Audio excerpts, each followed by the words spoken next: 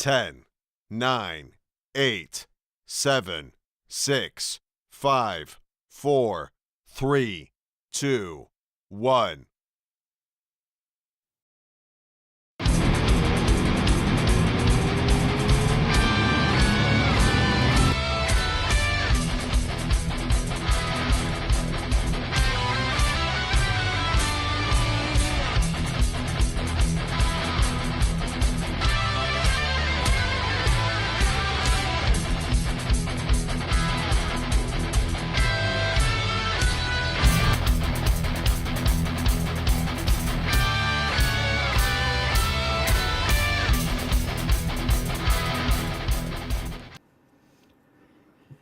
Hello everybody, and welcome to Inside Circle episode 8. I just got to move my script over here so I can actually look at you when I'm talking. So okay, so we're doing well with our episodes, and I certainly hope that you are doing well as well. Yeah, okay, so anyway, before we get started tonight, I have to let you know that Kiwi won't be here. She is currently on her way to hospital over in Christchurch for some very urgent surgery. They found a really big gallstone that needs to come out straight away that has been causing her a great deal of pain and distress. She's in great hands. She's already told me that I could share with you all about this. I know how loved she is, so if you can please keep her in your thoughts and prayers tonight. Look, we'll be sending out our love and healing energy her way, and I'll keep you posted as soon as I know more. I'll most likely do a live update this afternoon on this channel for you. So just a message, Kiwi, we love you. You've got this, darling, and we'll see you soon, I'm sure. Yeah, go ahead. Dem, do you want to check the private chat quickly? In the chat bar at the top there, if you just switch to private. Otherwise, I can tell you. Okay, let me have a look. Okay. I don't know what that means. Can you define what that means? I don't know what you mean. That's the chat that you sent me a message in last chat week. Or in person? The chat that goes direct to you rather than... He's already got the link. He's more than welcome. Yep. More than Okay, welcome. cool. Yeah, that's fantastic. Yep, come on in. Okay, I'm going to send it to him again, see. Yeah, I sent it to him this morning. Oh, okay. Yeah. Let me do that. Colhauser, if you're guest. listening. Yes. Well, not such a surprise anymore, eh? Colhauser, if you want to jump in, Yeah, I am just jump in, sending you man. the link More than on welcome. YouTube. Yep. And there we go. Cool, dude. We really appreciate that. It'll be great to have a fourth.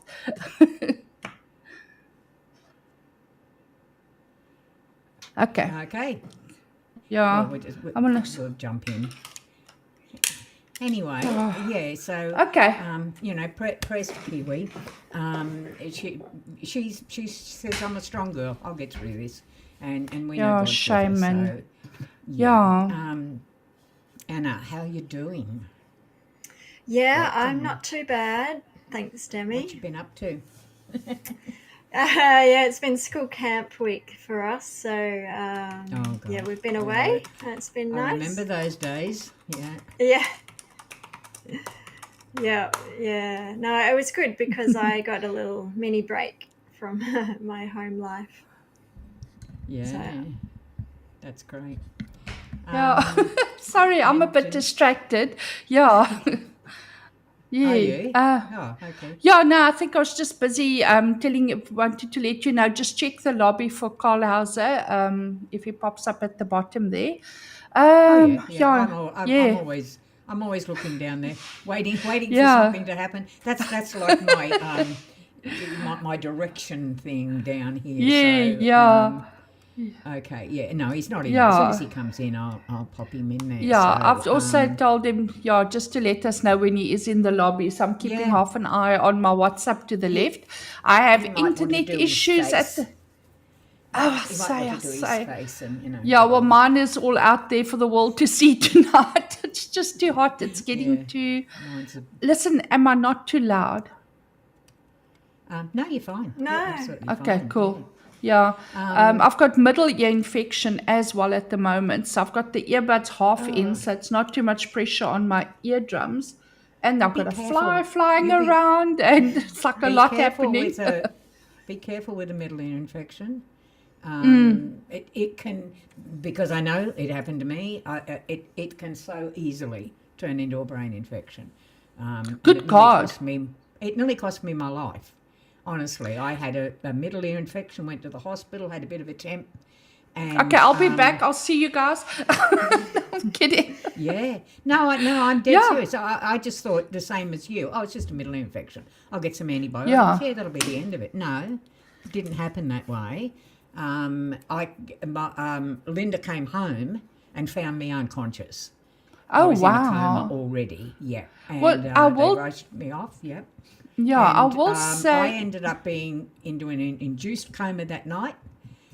They didn't think I would make it. I've had part of my skull removed because the infection had gone to my brain. Wow. And That's I nearly died. So hectic. there you Yeah, go. that's hectic, Someone girl. has That's joined us today. hello. Hello. Hi, sweetie. How are you? Good. How are you? Ah, to fit see you fat again. flourishing. Can you guys hear me okay? Yeah, Perfect. absolutely. Yeah. Hey, Yeah. so glad you could drop in, mate. That's fantastic. No problem Yeah. at all. No problem. Yeah.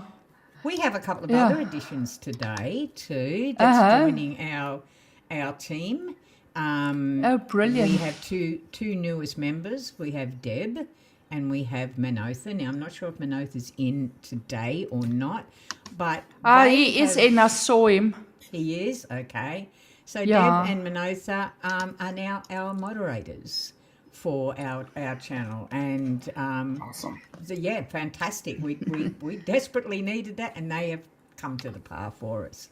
So Yeah. that's absolutely fantastic. Yeah, shame and So yeah, I just want. Yep, go ahead. I just wanted to say a quick hello to everyone in chat. I know Deb is there greeting, but just from us as well. Yeah, Just want to say hi to absolutely. Margaret, to Deb, to Manotha, Yeah. and Colhauser, who is now streaming with us. And there was nice. someone That else, was K. I always miss K because her name comes up as one Because the initial. Yeah, it's the little K, and you, Debbie. you can't see it. Yeah, and Deborah Perkins is with us as well. So yeah, welcome everyone. I was scrolling to make sure I don't miss anyone. Yeah, we're a little bit frazzled tonight. The news with Kiwi has thrown us a little. Yeah, we've only just got it. We were literally in half an hour of going to live when the news came through about Kiwi, and so yeah, it's thrown us completely out. We're a little bit worried about it, but we're confident God's with us. So look, chat also is really, really important for us today, because this conversation, this particular topic, is not about the fact that there is a cost of living crisis going on. We all know that. It's all been documented so many times. It's unbelievable. And what I'm more interested in doing is talking about how do we go week by week? How do we make it work when we've got budgets, when we've got low income? How do we actually do that?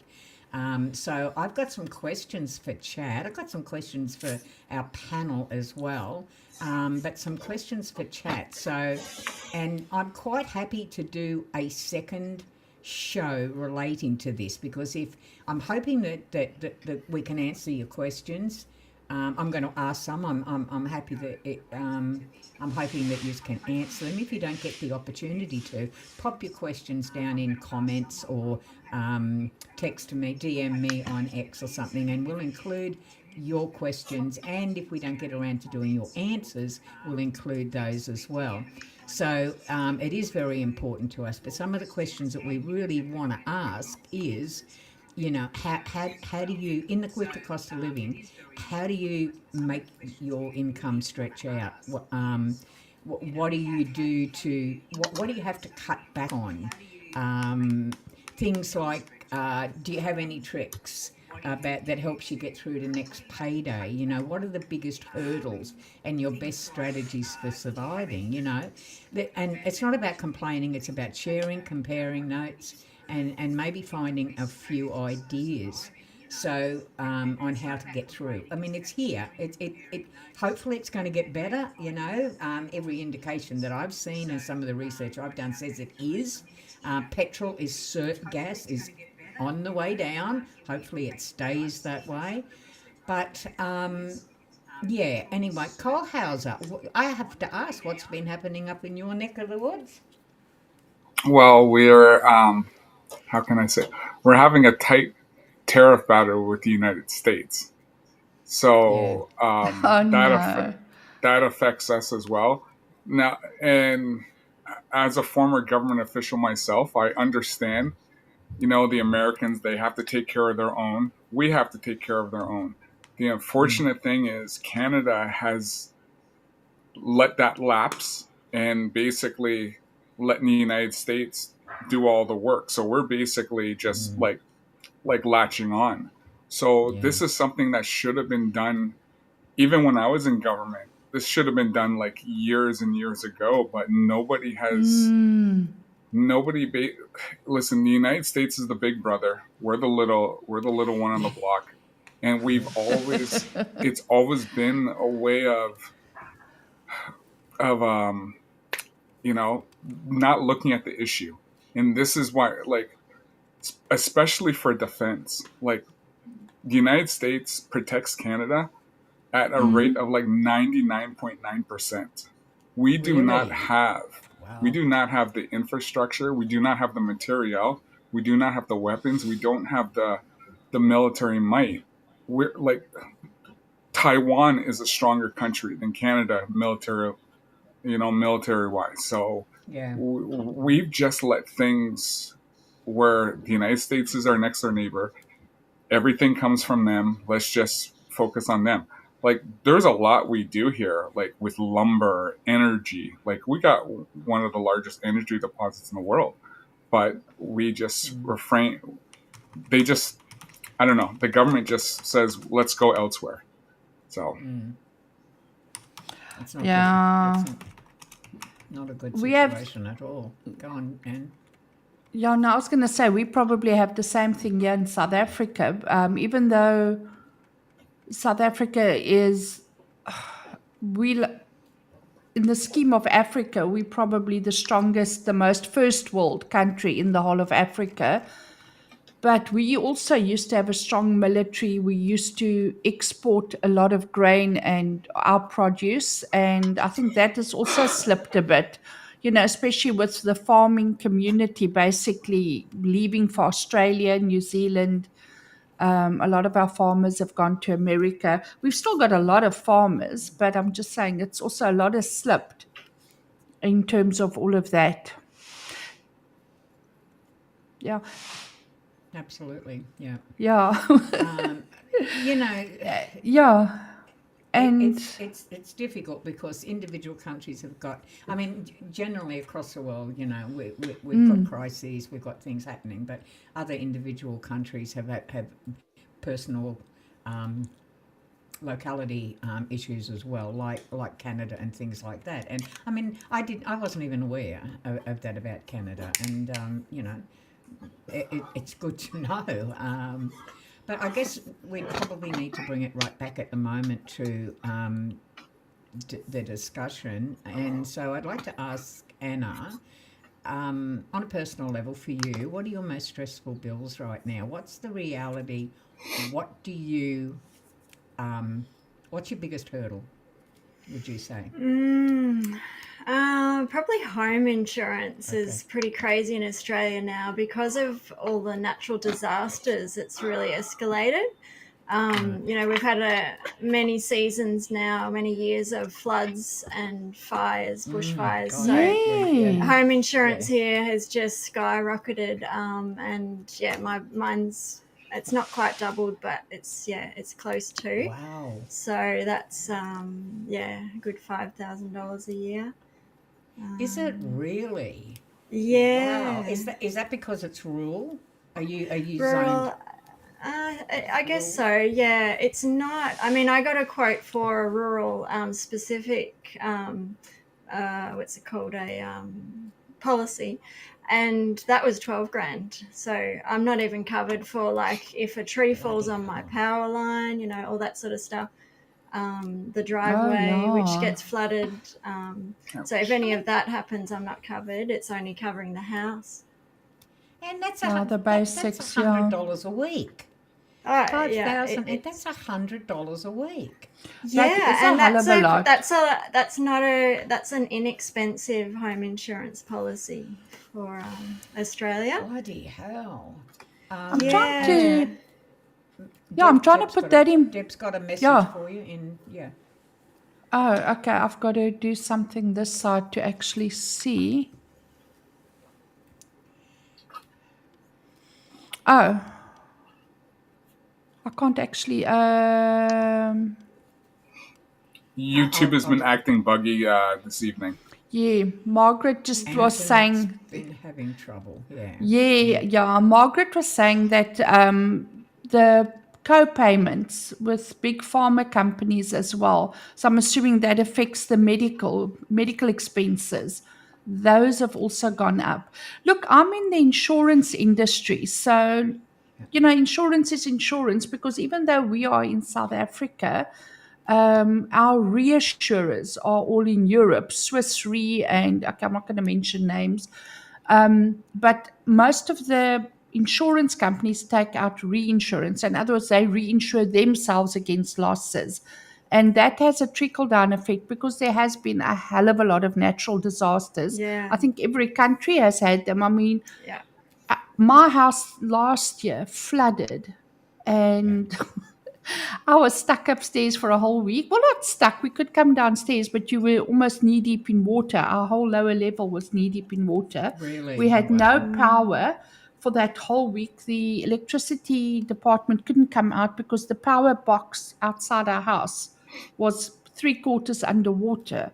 So, I mean, logically, you can't be standing in water working with Not electricity. exactly.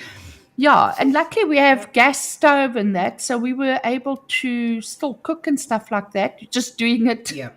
in water, which was really weird. So in any case, a lot of the insurance costs have definitely gone up. I will say that comparatively speaking, South Africa is not that bad because if it's $5,000 a year, that makes it 500. Okay, I'm trying to think. It's 5,000, then it's 50,000 for us a year. Right. So that would be about 5,000 a month. Yeah, that's actually quite a hefty premium for agri. Yeah, because you would fall under agri. My Yeah. premium did go up Okay. because I put a claim in a couple of years ago because I had quite severe hail damage to the roof. So Yeah. that was one reason it went up a little. But yeah, then But it went up again. after 3 years, it should fall off because they only look Yeah. really at like the last 5 years, and but specifically the last 3 years, because then your no claims bonus, which is a rating that they use to see how many claims you've had. So if you've gone like 3 years without a claim, you actually need to phone your insurance agent, because this is what no one tells you, is Yeah. your insurance agent can phone in and say, look, review. Because every year when I get my letters, every month I will get notifications to say these clients' policies are up for review. And then automatically they've slapped on a 10 or 15% increase. And I'm like, not on my watch. So it's already ingrained with my personal assistant. Sorry, that the minute we get the review letters, we reply. It's like an automatic response, like, discount, please. We're not happy with this. So you can request a discount. So you can also, you keep an eye and I you did have a talk look to and them see. this year, yeah, but And did they nothing. give you a bit of a discount? No, not this year. But they are very reactive from last year's natural disasters. Like they're just, I mean, we had a lot in Australia, and they're just inflexible. Like I can go around and get other quotes, but. Yeah. But don't you have a broker that does your insurance, that does this for you?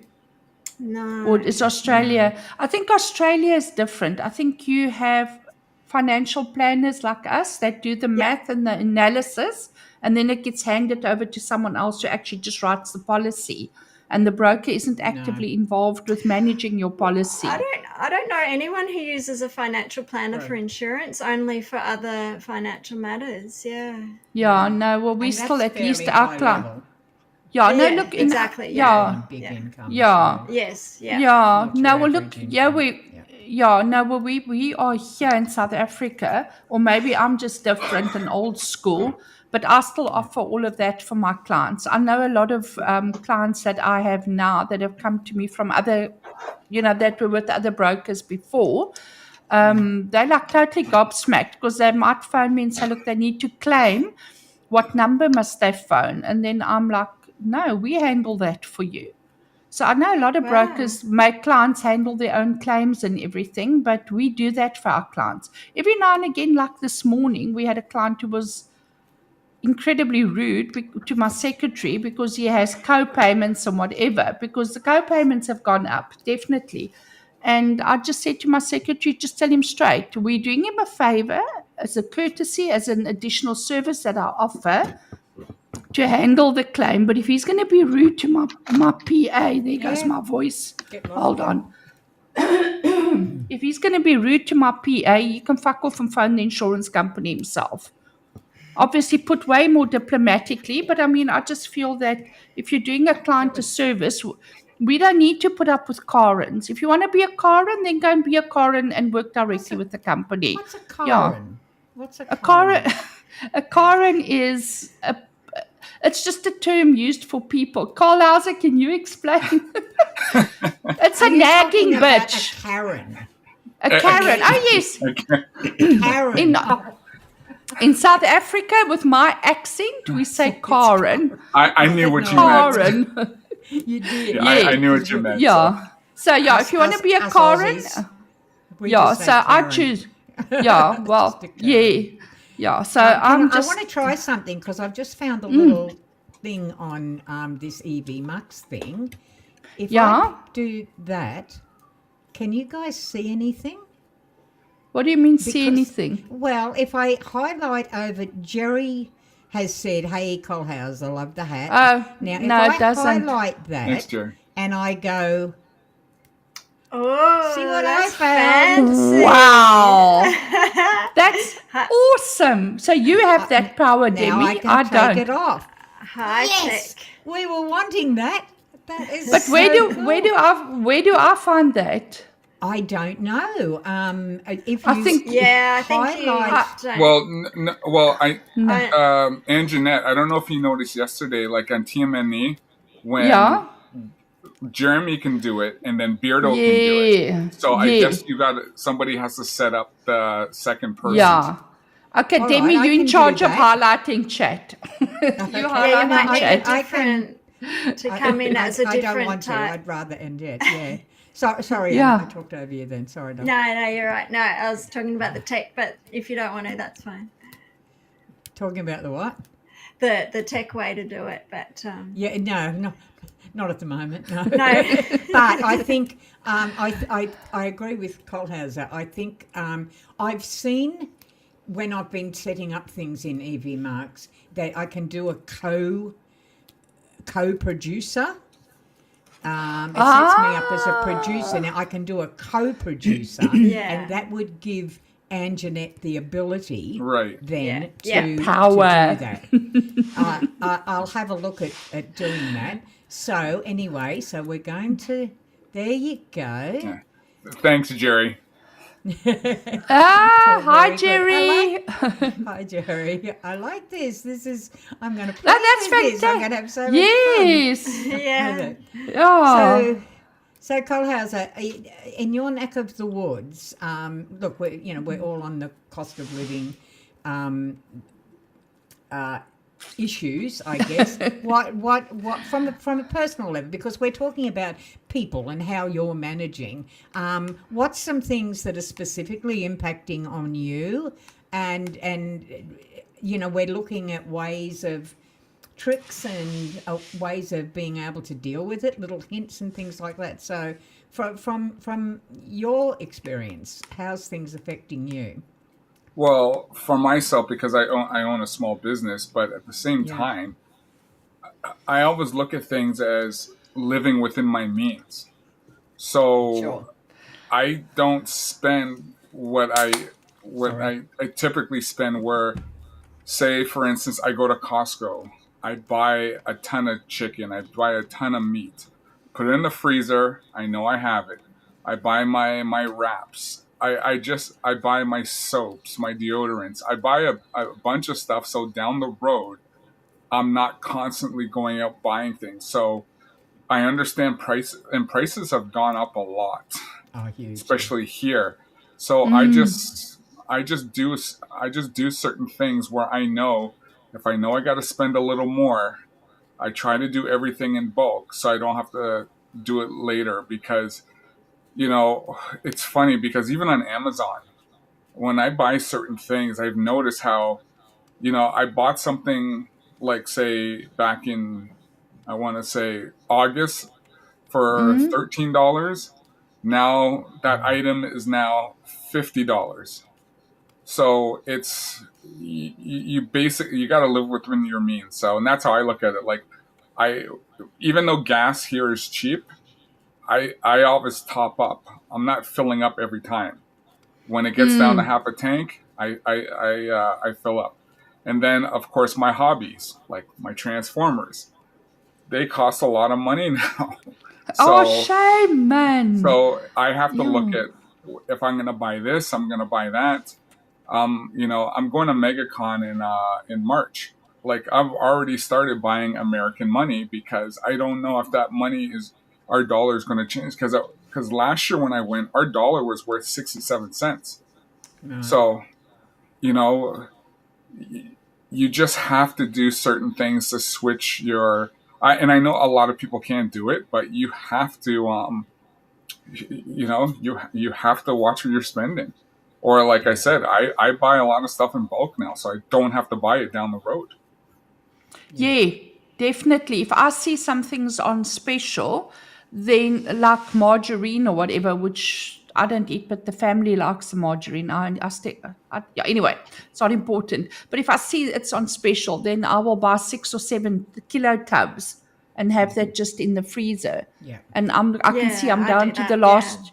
Yeah, and I literally wait because every time I don't drive to the shops anymore either. I just order online. And we've got what we call Checkers 6060. It's a little motorbike gang.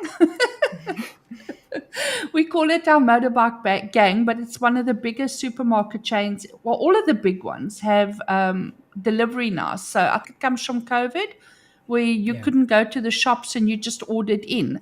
So that's fantastic because you can now go in on the app and I make a list. So on the fridge, we have a list, and as the things are finished, we put it on the list. And then I will sit every other day with the little list and I only order what's on the list.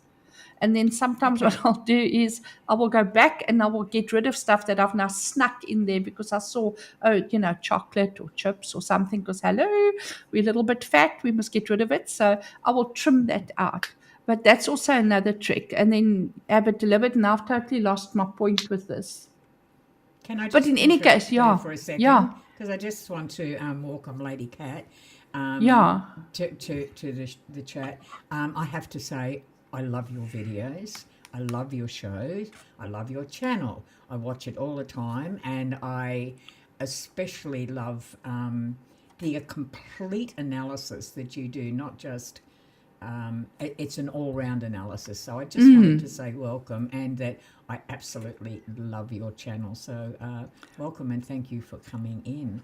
I also, now what you got to do is you got to take it off hide, onto hide, take it off, and I just wanted to put in this one as well from Jerry. There you go. That's for Colhauser.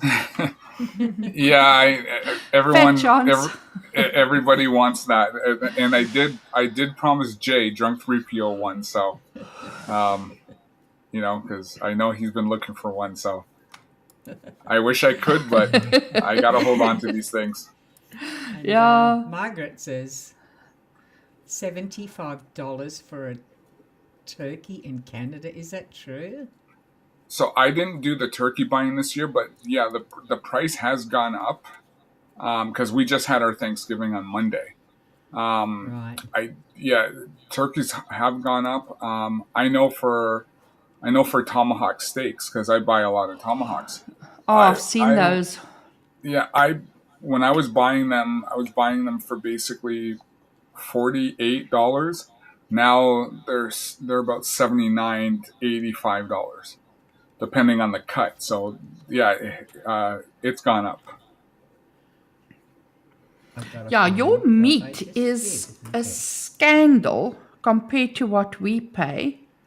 I just wanted to check something. But in the States, Anna a question. Yeah, I just want to Yeah. Anna. Sorry, Cole. No, go ahead. I just want to bring Anna in because Anna's the only one. I'm not sure. Cole, do you have children? No. No. Okay. So Anna's the only one here that has a small child. How has cost of living impacted on you with a child? And I mean things like childcare and education. Yeah, it is very challenging. In Australia, we're fortunate. There is support for childcare, for after-school care, before-school care through the government, particularly for single parents. So that's really wonderful. But it's restricted to certain places, so you don't have choice in a lot of the time where your child goes, and a lot of the places are not desirable. So it's a bit of a trade-off. It is. I know I have a lot of single parent friends, and it's incredibly challenging. Most people work 2 or 3 jobs, night shifts and everything just to get by, and most are renting, which is even worse because there's a rental crisis in Australia, and then they're subjected to rental increase all the time, and they don't have control over where they're living. So I'm very fortunate that I have my own home and my mortgage is relatively stable compared to the rent situation. Yeah. The rent situation is just beyond a joke. It's pretty horrendous. Yeah. It really, really is. I have 3 of my adult children at home here. There is no way they could do it on their own. My daughter is still a university student. She has a full-time job, but she's also a full-time university student. In order for her to rent something, somewhere near the university, it's well over half her income. It's just absolutely ridiculous. So she's still at home. My other 2 are on ordinary. One doesn't work. She has severe disabilities. But, my Jordan, whilst he's a musician, there's not a lot of income from that. And he has a part-time job. So there's no way that... I think I had a look recently, and a 1-bedroom, not even a proper full bedroom, just like a bed set, even in the areas that that we live in, which average areas, I suppose, you're looking at $350 to $400 a week. When you're on an income of $900 or 1,000 a fortnight. How the hell are you supposed to do that? I mean, a disability pension, right? I mean, look, I'm a little bit privileged, I guess, but I have a disability. I'm on a disability pension here. I get 1,100 a fortnight. How would I pay rent with that? I'd be paying in excess of 75%. Yeah, if I had to pay rent, I would have to go back and live with family because there's no way I could. And I'm very fortunate that many do. I've had my home for 12 years, and that was purchased at the bottom of the market, and so the mortgage isn't crazy like they are now. But it would be a very dire situation for me if I did have to rent in this climate. Yeah, what's interesting is that even though we are spread out across the globe, I mean, you've got Colhauser that side, we are in the southern hemisphere. Also, as I said, we spread out, but our problems seem to be the same. So it's definitely a global crisis. Yeah, definitely a global crisis. But I will say that I often compare notes because I've got a few friends in America that I chat on a daily basis, and then also in Europe. And where we are here, even though we've got all this shit and our rand is worth nothing, what we pay for things is just so much cheaper than what you guys pay, especially in America. I mean, it's ridiculous what things cost there, and I don't understand why. You guys are okay. I'm looking at poor Colhauser, but I always think of Canada as an extension of America, the 52nd province. Yeah, well, or state. Remember, it depends what state. It depends what state you're in. Yeah, but also here, because remember, even though we're next door neighbors, we're still two different systems. Because Canada, two different countries. Canada, we're based on the British system. Yes. So that's why we have a prime minister. We have ministers. Yeah. We're not even close to how the United States is. So even though we have the same, we basically have the same products, but our cost price are different. Are you more expensive than the US? Yes, we are. Good Lord, then you really would be screwed. Because, I worked out that we pay about I did the math now when Deb was mentioning in chat, we pay about, on average, $16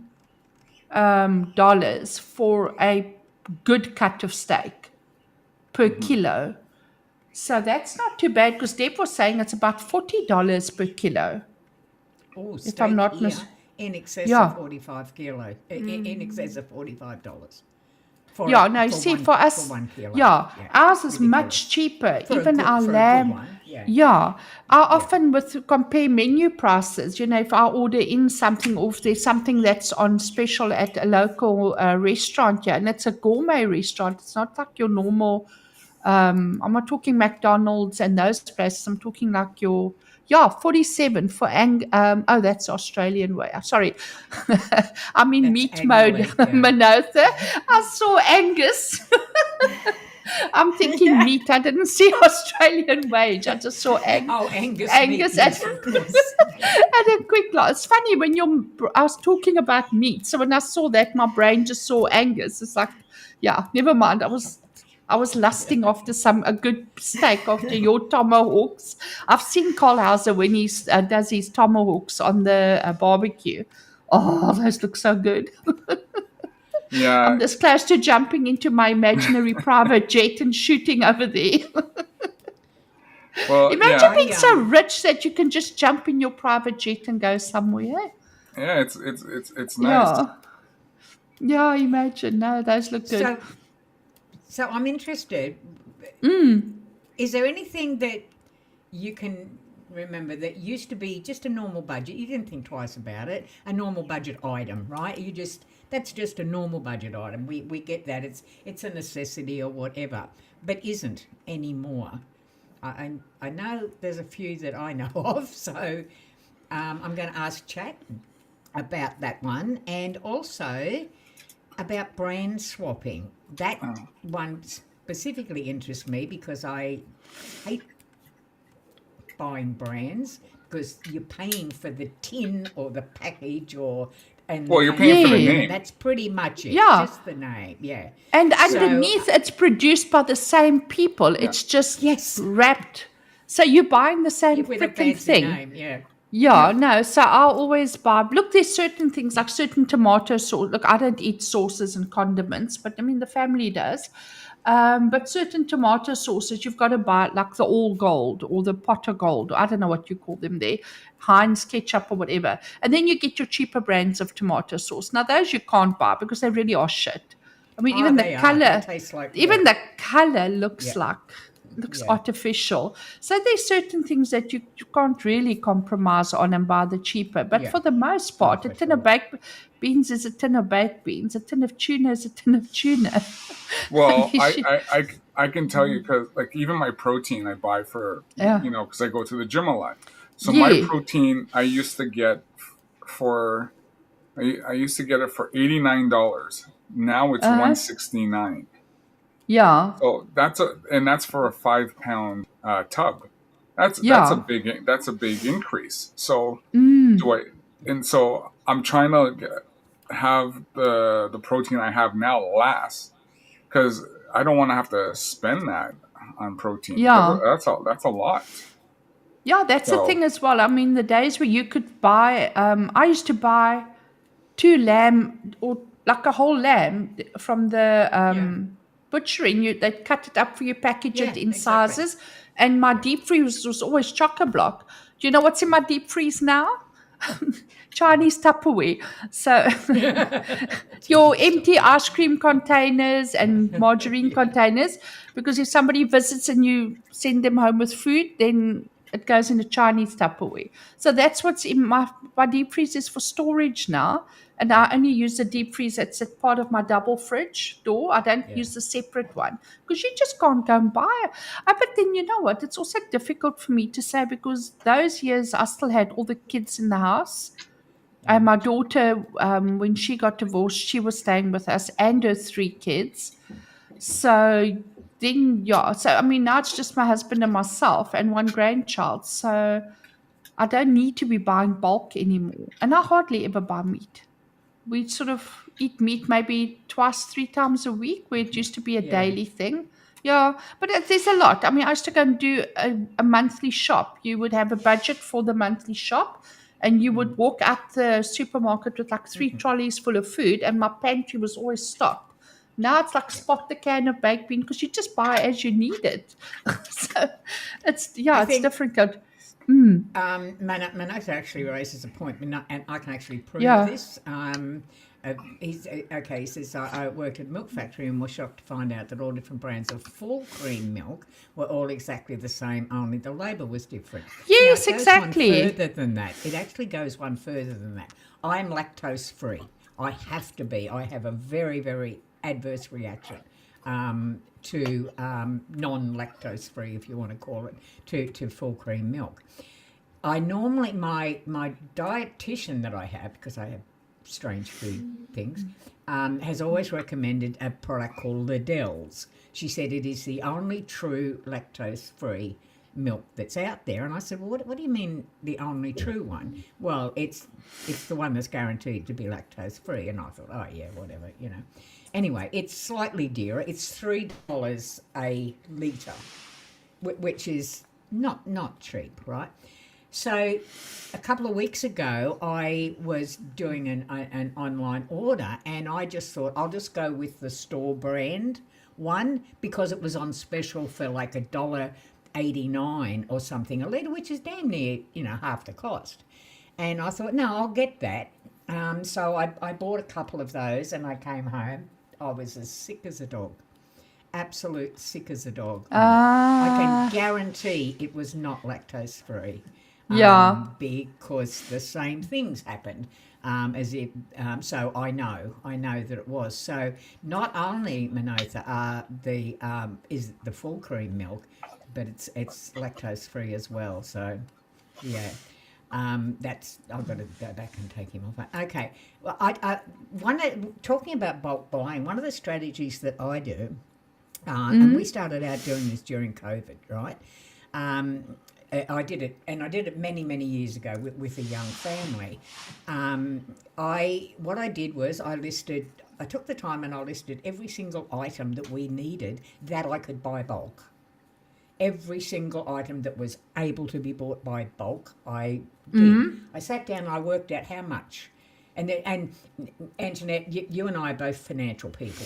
We're both numbers people, so we understand this. We do the math. I spent days doing it because I love numbers, and so I worked it out exactly how much of this we would need and all this sort of thing. I did the cost. I had spreadsheets like you wouldn't believe, honestly, hundreds of them, and I finally worked it out. So what we do now is I allocate a certain amount of my budget towards bulk shopping, and mostly either Costco or there's a few other places that you can get it from. So we only buy our bulk.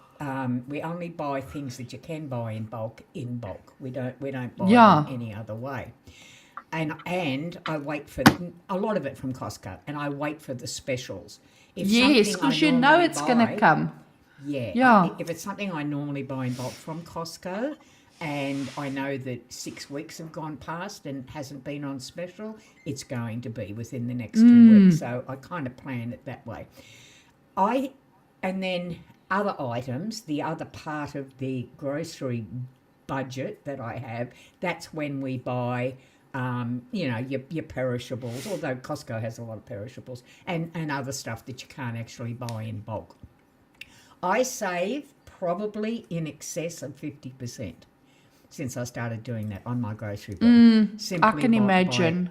By doing that. It's just a strategy that we have to do, some other things, our power bills are unbelievable. That's gone up exponentially where I am, a lot. Absolutely.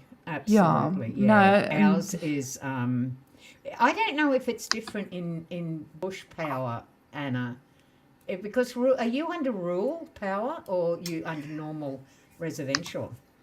It's the same as residential, but my place is so rustic. I'm only running a fridge and a freezer, so my power bill's very low. I don't know. I know. Cost. You have to see Anna's place. When I go up, I'm going to stay overnight and take some photos. It is truly I love it. It's a bush retreat. What she's done, and it's a work in progress for her. She's doing all the work herself. It's absolutely quite incredible what she's doing. But the fact that you only have those two things astounds me. Our last electricity bill, we live on the outskirts of Brisbane here. It's a fairly big house, but our last electricity bill, I'm waiting for everybody to cringe, was $2,000. Oh, wow. For the quarter. Yeah, but the aircon is just so expensive. The cooling and heating systems here and... Yeah. What's our aircon called? What do they call it? It's a... climate control. What is it like?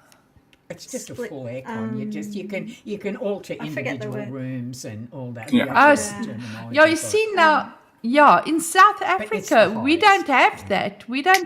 It's very few private homes.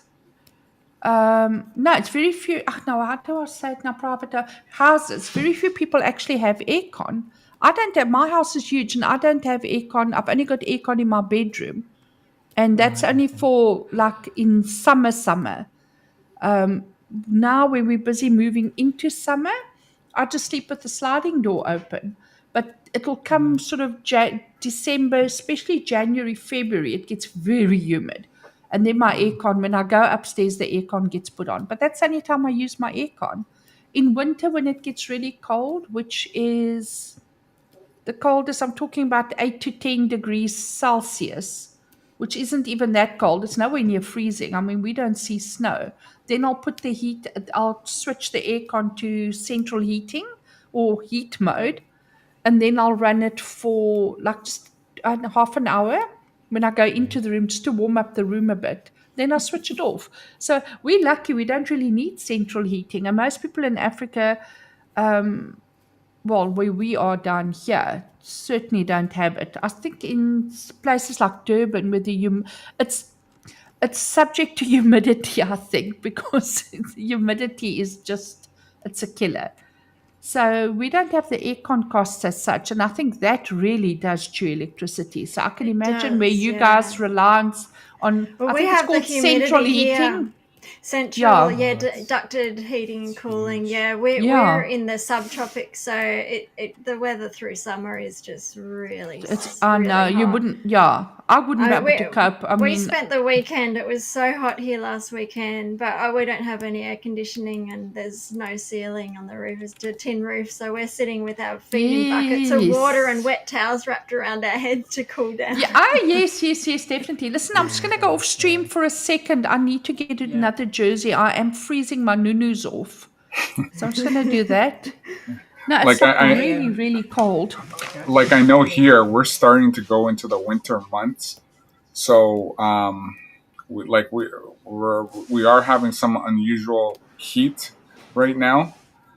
But I would say in the next week to 2 weeks we're going to start getting into cooler temperatures. So and before like I'm still like I think in 2 weeks I'm going to put my winter tires on my car. So time to switch over. Yeah.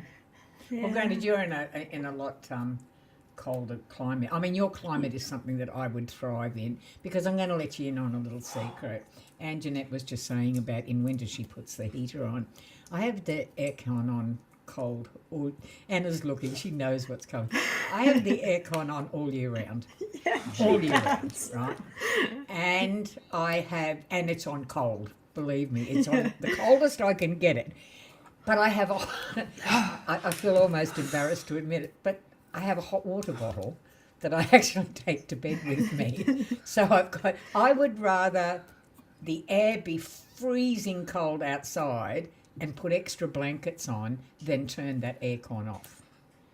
And in winter, I always have my hot water bottle with me. So that could be why our electricity bill is so bloody high. That may have Well, something to do with it.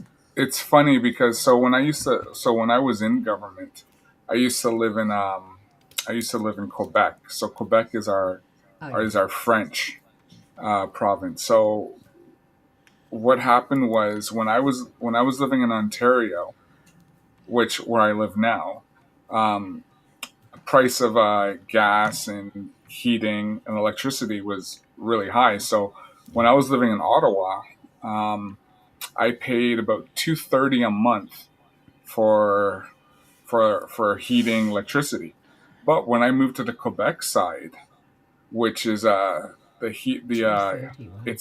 it's subsidized, I was only paying $40 a month. So Bloody hell, I pay more than that a day. so that was Wow. because Quebec gets their energy for free because of the deal they make with the other provinces. Oh. So yeah, so it was because most people who lived in that corridor, they all moved to Quebec because the cost of living is cheaper.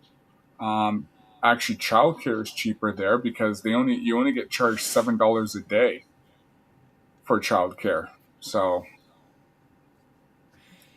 Wow.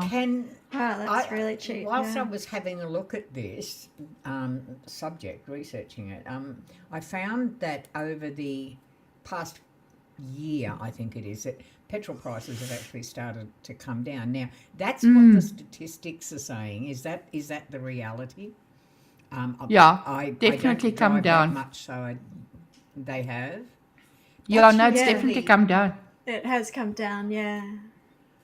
and it okay. all depends who's exporting it and who's buying. Okay. Yeah. Well, Well, So in Australia, I just looked at the world prices, and that's what it basically said. That yes, I mean, the graph was this steady climb, and then this last year she's come down. And I noticed what this morning, when I was out, I think it was $1.60 a litre. I have no idea what that is in terms of gallons or anything like that. Okay, Deb says our gas is $2.80 a gallon here now. But what would that? I wonder what that would be in terms of liters. We're paying 160.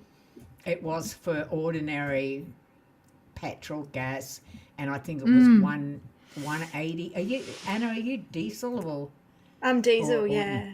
what are you paying for diesel? Because I saw Yeah, it's 187 or about something. I thought, I go where I can. It hovers around $1.70, but it's gone down. It was up to 220, 230 over a year ago. So absolutely, I remember yeah, I was that. spending Yeah, over even $200 a week on fuel. for even Costco, which is always, I mean, that's where we get our fuel from always, because you pay your membership fee, so why not? It's always cheaper anyway. But it was over the $2, and we were astounded that Yeah. even Costco had it so high. So Mrs. Dawn says average price here about $2.72 a gallon. Clearly that because it's Hi, a Lissa. gallon. I'm So that's thinking, $1.15 Australian per litre. is it really? Okay. AI calculation. So Your AI $1.15. calculation. So that's a lot cheaper than here. It is. I Given used to fill up my old car on veggie oil from this someone who was refining. Yeah, refining car fish. Wow. Is that the Fish car as you've that got was my now? old car, and I'd go up the to this old one. industrial area, and there'd just be like this tank of old veggie oil that was filtered, and they'd Oh, and have it in no. like a crank Bowser that you could fill up for $1 a litre. Yeah. That doesn't surprise Veggie oil. me. It Wow. smelled really like a restaurant when you drive around. Yeah. Did it really? Yeah, I don't But think it doesn't was that- very good on the car though. I was just going to ask, doesn't that end up ruining your car though, because of your oil filter, air filter, fuel filter, all of that? Yeah, it I is would a imagine, heavy yeah. load on the car. Yeah. Yeah. So that what you're actually saving on fuel, you're going to end up spending on maintenance costs later. So Yeah, and I think that's why it's not become a widespread practice. yeah, I it's think not it was really a trial. worth it. Yeah, Yeah. a lot of people trying it out, but it just didn't work out. Yeah. Here in Canada, we're paying about $1.21 a liter. Yeah. So it's been because what happens is, well, I know here in Canada, we have the summer gas and then we have the winter gas. So Just see something. the winter gas is cheaper. It's refined cheaply. So, and that's what they use for the winter side. Right. Yeah. I'm trying to think. We pay 21 Rand because we in Rants or ZAR. So 21 Rand something per litre, which is $2. Yeah, $2 Australian, and US it would be half of that, about $1 a litre. So I'm not sure how that translates into gallons. Yeah, Canadian I think for us too. Go is ahead. $1.36 AUD Australian. Right. So that's $1. Yeah, so it's probably And so $1.74 yours and Jeanette, $1.74 a litre. So that's pretty much exactly the same as what I'm paying. yeah, I think it's pretty much standardized. If you just, do you know what else I've noticed as well is I buy a lot of, because sometimes when you're buying your groceries, you do get stuff that's sort of easier to make and it's quick and whatever, and you're buying a lot more I don't want to say processed food, but stuff that's sort of almost ready made and to go and whatever. But I've switched to only vegetables. I buy vegetables and I just steam them. And you know that if you go, you can get a shitload of vegetables, and you can actually, if you're just sticking to veggies. I mean, I don't eat rice, I don't eat potatoes. Fuck knows why I'm so fat. I don't eat bread. So yeah. So I stick to, as I said, like clean eating, and then meat we have like 2 or 3 times a week with that.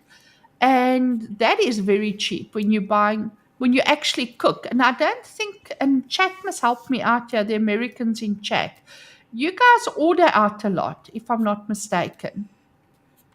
You Yeah, know, very same few here too. people. Yeah, very Same few here in people Canada. actually cook. Very few people cook. They will order Is their that right? meals in. Yeah, Yeah, that's it's how just I save money. I cook everything. Like I cook bread, I make Absolutely. yogurt, Yep. I make yeah, dips and things We like have that. once a week. Yeah. We have a once a week treat.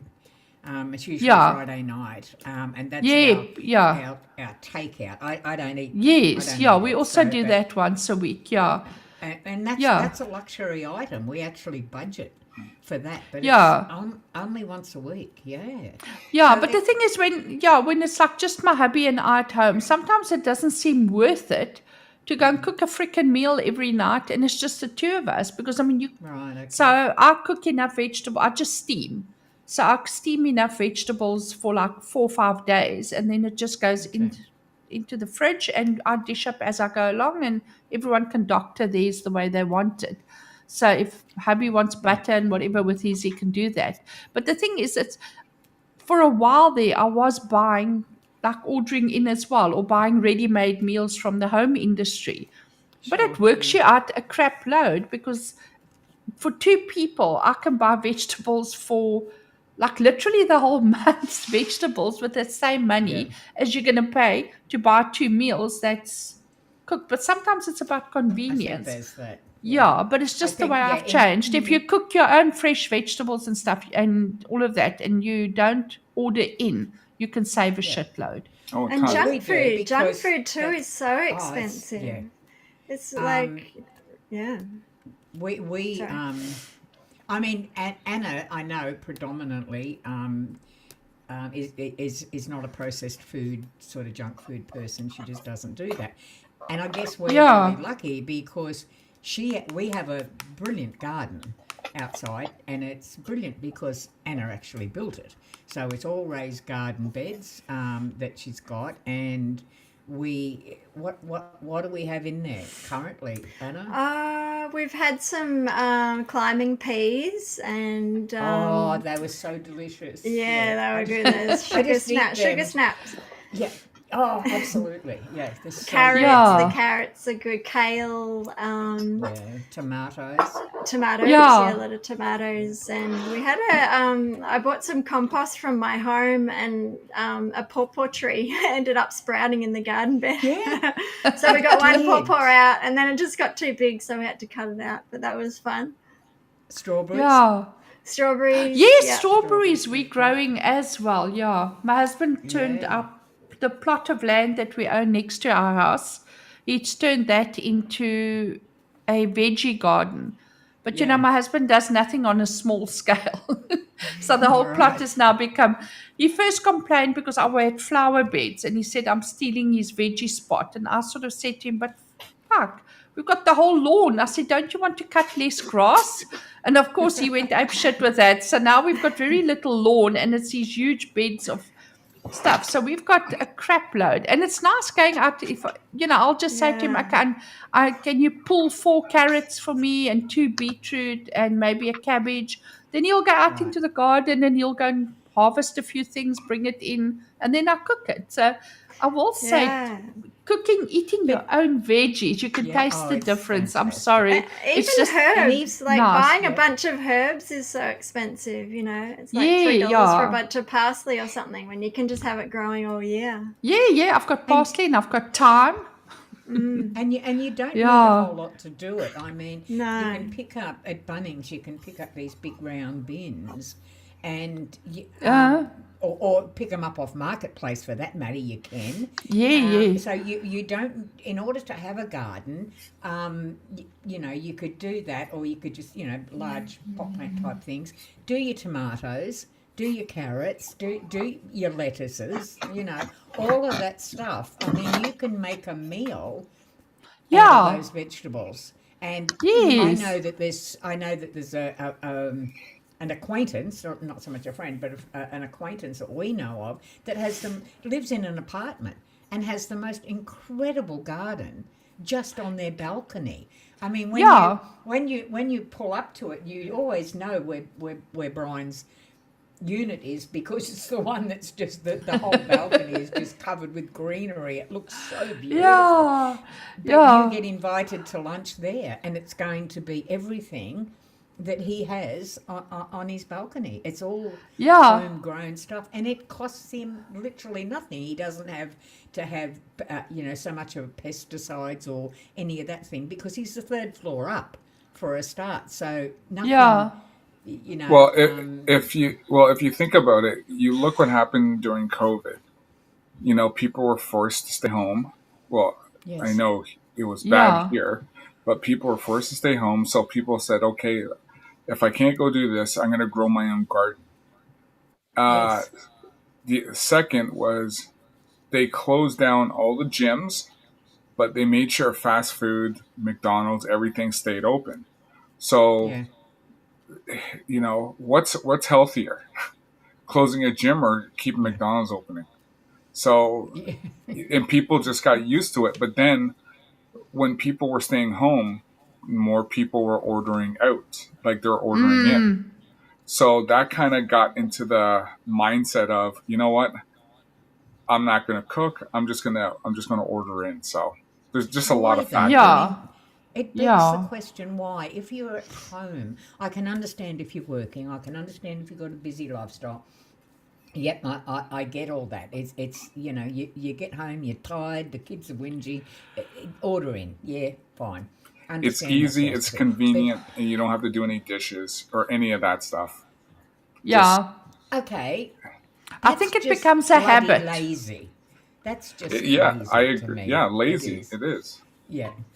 I mean, and if you're whinging, for anyone who does that, I'm going to go right out on a thing here because if you're doing that and you're also whinging about the cost of living, well, fuck it. I mean, start learning to cook. Yeah. Don't be so lazy. Grow some plants, but actually cook. I mean, you can cook a bloody good meal for next to nothing. You don't need a lot of ingredients. You certainly No. don't need expensive ingredients.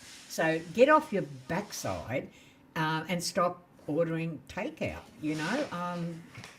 I cook Oh every yeah, day. well they are. I said it. I cook every day. Yeah. I do everything that I need. I do my meal prep, so I'm pretty much I don't have to go out to eat.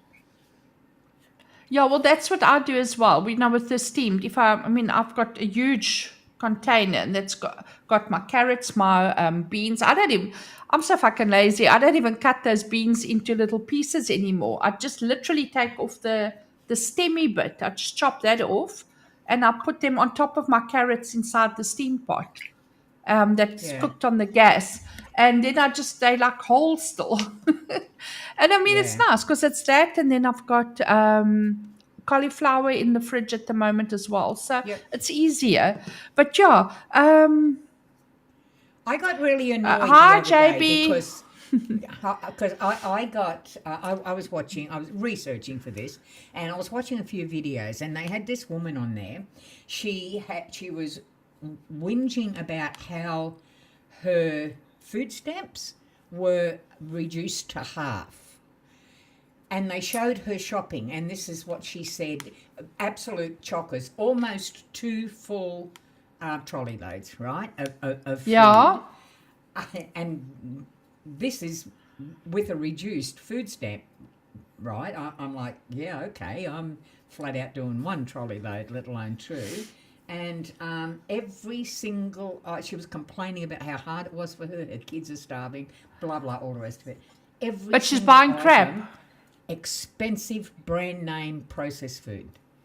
There was Yeah. not one piece of fruit in it. There was no vegetables in it. Yeah. There was no Everything for nothing. convenience, yeah, because people are lazy these days, and we in South Africa we call that begging with a white loaf under your arm.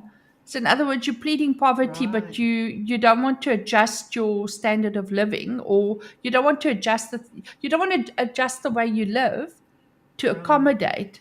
So you And pretend you're stop poor, whinging. and you, Yeah. yeah, I know people are just, I yeah, think it comes also into mental health, though.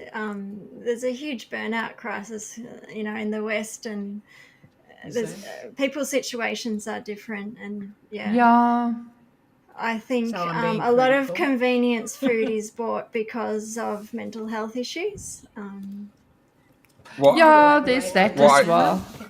well, I think that's what Cool. one of the things I think RFK and Trump did was getting certain foods, the fast food, the garbage off those food stamp, those EBT or whatever they're called, those cards. Oh, did So they? yeah, so Oh, there's a lot of videos out there where people are going in, they're trying to buy certain things, and they get all mad and upset because you can't use those cards anymore on those certain foods. You got to buy healthy foods. You can't be buying it for junk food and stuff. Yeah. It can be That's really an abrupt change for people who are used to a particular diet, and it takes a little. It takes work for people to change habits and routines, and particularly around eating, there can be trauma around that. So it is a pretty complex. I think. I think maybe there's some laziness, but I think there is also a lot of under-resourced people, people who may be working 2-3 jobs and just do not have the energy to think about, then how am I going to feed myself and my children now? well, fair if enough. you look at it too, it's also a healthcare cost Oh because yeah, you know, absolutely. yeah, Yeah, the more because garbage you I mean, put. it is a poor choice, and then it has ramifications. Mhm. Absolutely, and also science knows now that gut health, there's 90% of serotonin's produced in the gut. So what you eat is actually affecting your mental health. So it's kind of a vicious cycle. Yeah, definitely. I will say we've got an epic chat here because We have, everyone yeah. seems to be cooking. Miss Margaret, was it Margaret? Someone, Lady Cat says she cooks. Or was it Margaret Yes. that was saying that? I'm trying to see with chat, but yeah. So it seems like a lot of people in our chat at the moment, they all cook. Most of them cook. And I'll most be of them glad. grow veggies as well. So that's cool. I'll be glad when you can take over this clicking on things because I never know what to click on, Anjanette. And you can click. You can be in charge I'm of the on my chat. I'm on Well, my iPad. even some of you don't know, probably won't know Hayden Christensen. He's an Yeah? actor. He played Yes, Darth yes. Vader. Yeah, yeah. So Yeah. he's Canadian. Uh, He moved back here from Hollywood, and he actually uh, opened up a farm. So he bought a farm, which is about 30 minutes away from me. So yeah. from one of my buddies who lives in that area, so he bought a farm with some cows and some pigs and chickens, and that's what he does. Yeah. It's because he lives in that area where it's very rural, but a lot of farms, a lot of land. Yeah. So Yeah. so Does he invite people to come and buy from his farm, his oh, I don't no, produce? I don't think so. Yeah. I think that's just for because I think he For has you, for like him two kids. subsist. Yeah. Yeah. No, because I was saying to my husband, where we stay, we in sort of a village attached to a small town. We sort of a tiny village attached to a bigger village in the scheme of Right. Yeah. things.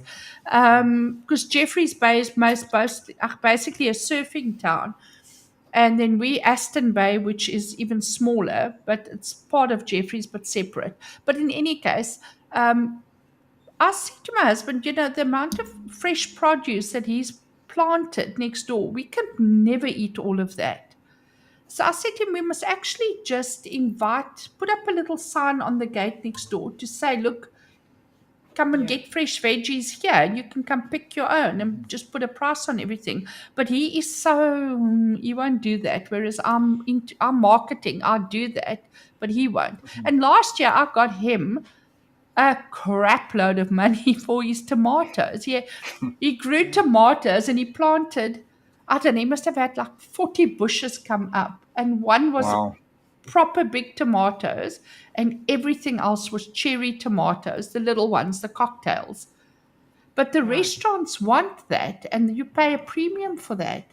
So I Hmm. got him the equivalent of 4,500 Rand with 2 weeks of sales that I just Okay. Oh supplied, wow. phoned 3 restaurants and said, we've got this, do you want? And then he pulled up his sweet potatoes, and the things were like this. I actually posted some of them on X. They were really massive. And the restaurants went crazy for that as well. So he made more money with his sweet potatoes. So Oh, wow. this We year, I think actually this, up yeah. So I said to him, we have to up where supply Anna the restaurant. Yeah, because you must make up money where from Anna it. lives, up where Anna lives, there's a huge big honesty system that goes on up there in terms of fruit, eggs. Although eggs is an honesty system, but you can get them a lot cheaper. But a lot of stuff. Farmers and that put out is actually free and just leave a donation. That's basically all they ask for, and ironically, people That's are, not going to work fairly in South honest. Africa. Well, it definitely works up there, doesn't it? Yeah, but it's weird. Yeah, We've got a there's different culture. Yeah, we've got 45% well, no, my friend mm, corrected me. She said to me it's actually 37% unemployment on the latest stats. So if you're Right. leaving out free food, you're not going to get a donation. I mean, they'll just take. All right. But if it's Oh, well, yeah. surplus to your thankfully, needs, then it still goes for a good yeah. cause, I suppose. Yeah, Well, and a we've lot got a of lot this of is food farmland. pantries Yeah. that have opened up Yes, too, we have. that Yeah. are just where you can place food items that you don't want from your house and other people can take for free. Yeah, we've got Big that with time. books, but that's different. Yeah, and books too. No, Yeah, we've got a yeah. big one, and Food Bank, and actually Coles and Woolworths, who are, I don't know if Aldi do it, but Coles and Woolworths have an agreement with Food Bank that their items that they would years ago have thrown out, either very very close to a use by date, um,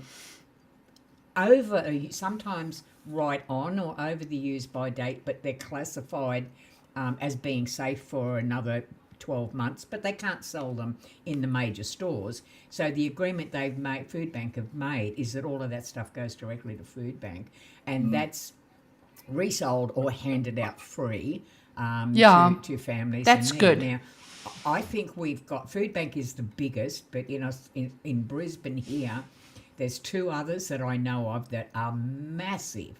I mean, the storage units where they have them are as big as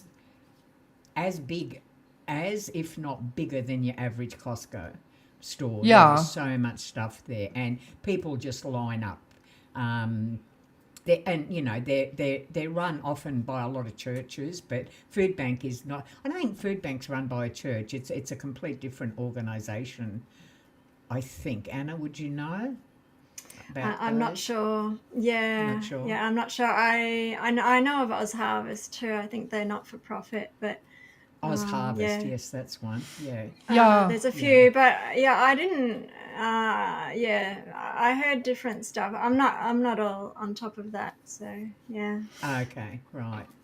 Well, yeah. I must admit that after my car accident, after my motorbike accident and my brain thing that I had, we had occasion to go out there and have a look. And the quality of the food and the fruit and veggies, you would think that if it was, not offcuts, but stuff that Coles would throw out, it's actually pretty good quality stuff. I was quite astounded at it that, it wasn't rotting food, it was good food, but Coles and Woolworths have a policy of not selling past a certain date Yes, of the yes, goods, they- and it's an individual.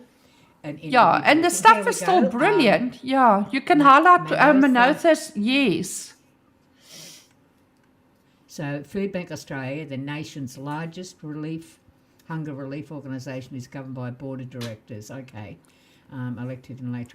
It's a massive, big place. Honestly, I watched a video day before yesterday on it. Wow. The lineup for people was way out the driveway, up 2 streets, literally. 100 million annually, and they distribute, I can't say that word, 120 million kilograms of food relief each year, focusing on child nutrition, First Nations support, emergency response, and reducing food waste. Absolutely. And do you know I've taken most of people our... to the. Have you? Sorry. To the No, go local ahead, one. Diane, please, yeah. Yeah, I've taken people to the local one, but it was a different story. The food quality, it was from Coles and Woolies, the local Was it? supermarkets, but it was all pretty well just stale bread and really Oh, rotten vegetables, and Oh no. it was I very ordinary. didn't And this find was that. like food for homeless and food for Yeah. low income people. And that's But Yeah. the food it bank here was in Bruce, it was really. very old bakery stuff, and really low nutritional value sweet stuff from bakeries, but old and not pleasant. Yeah, but that's We hey, have Yeah. that food bank is better. we have a breakfast club here in not far from where I live, and the bakers they don't throw out their food from the night before. It goes straight to breakfast club. I believe they have a kind of a contract with some local egg chicken people that do eggs, and they get their eggs there literally for nothing from those. But I know with many of the bakeries here, just simply don't throw out; they donate their bread, Yeah. and so it's a day old. But unlike what you're saying at Food Bank, where it is like more than a day old, I didn't find that. Granted, it's been a lot of years. I can't even remember when I had the accident. 2018. Okay, so we're looking at 7 years ago. So things may have drastically changed with food by then. I hope not. But Yeah, Well, I'm not sure. the one thing that always bothers me is like the food banks here in Canada. There'll always be not a huge amount, but there'll be always a small amount of people who, when they go to the food bank, they'll say, "Well, why can't I have this? Why don't you have this brand?" They want to have like you're a kidding. better version. It's just like you're getting this just to have. You Yeah, can't it's pick and choose. charity and the entitlement. Yeah, a lot of people don't look at it that way nowadays. Yeah, that's people are just, I think, the easy, I don't know. There's always people that will take the easy route, and it should actually, those places should be for people that are really on the bones of their ass because of circumstances. And I think a lot of people maybe just take advantage, or they become dependent on that. So why Big work if you're going time. to get your groceries for free anyway? And then still want to be picky on top of that. Yeah, Manotha says grifters. Deb says she worked at a restaurant. I don't know if you want to highlight that one. It's towards the bottom there. Um, yeah, that I get as well, because a lot of the food that you could donate that could go to people that really need it, there are a lot of rules and laws around health and safety that govern that as well. So it's almost cheaper to just dump the stuff than to jump through all those hoops, which is why a lot of Is that food right? waste occurs as well, which is Yeah, understandable because you can't have people getting sick because the food that's being passed on is maybe not, the cold chain hasn't been followed, and now maybe yeah, they get sick because it's chicken and stuff. But I mean, it's just when you become too regulated, you're actually counterproductive. So it's a fine line. So it I is. get what, Yeah, I get that Well, what Deb's saying, with the Easter buffet where they wouldn't accept the stuff because it wasn't sealed. Because, and especially in I America, America's very litigious. I mean, you can sue for anything. Yeah, that's So well, true. yeah, I was just gonna, it's I was just gonna say because you don't know if somebody has a peanut allergy or this allergy yes, or that, and then you're liable. yes. When you're As just a trying to do something distribute, nice. yeah, Yeah, yes, yeah. and that So person gets sick. yeah, so as I said, it just becomes counterproductive because of all the steps in place. And that's why people also sometimes restaurants will rather dump it than try and go that route. Yeah.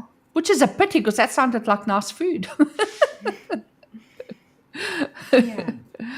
yeah. It's a Yeah. common story that food has to be thrown out because it's too risky and it's in the too hard basket, and sometimes it costs too much to actually not put it to waste. It's really Yeah, but hard.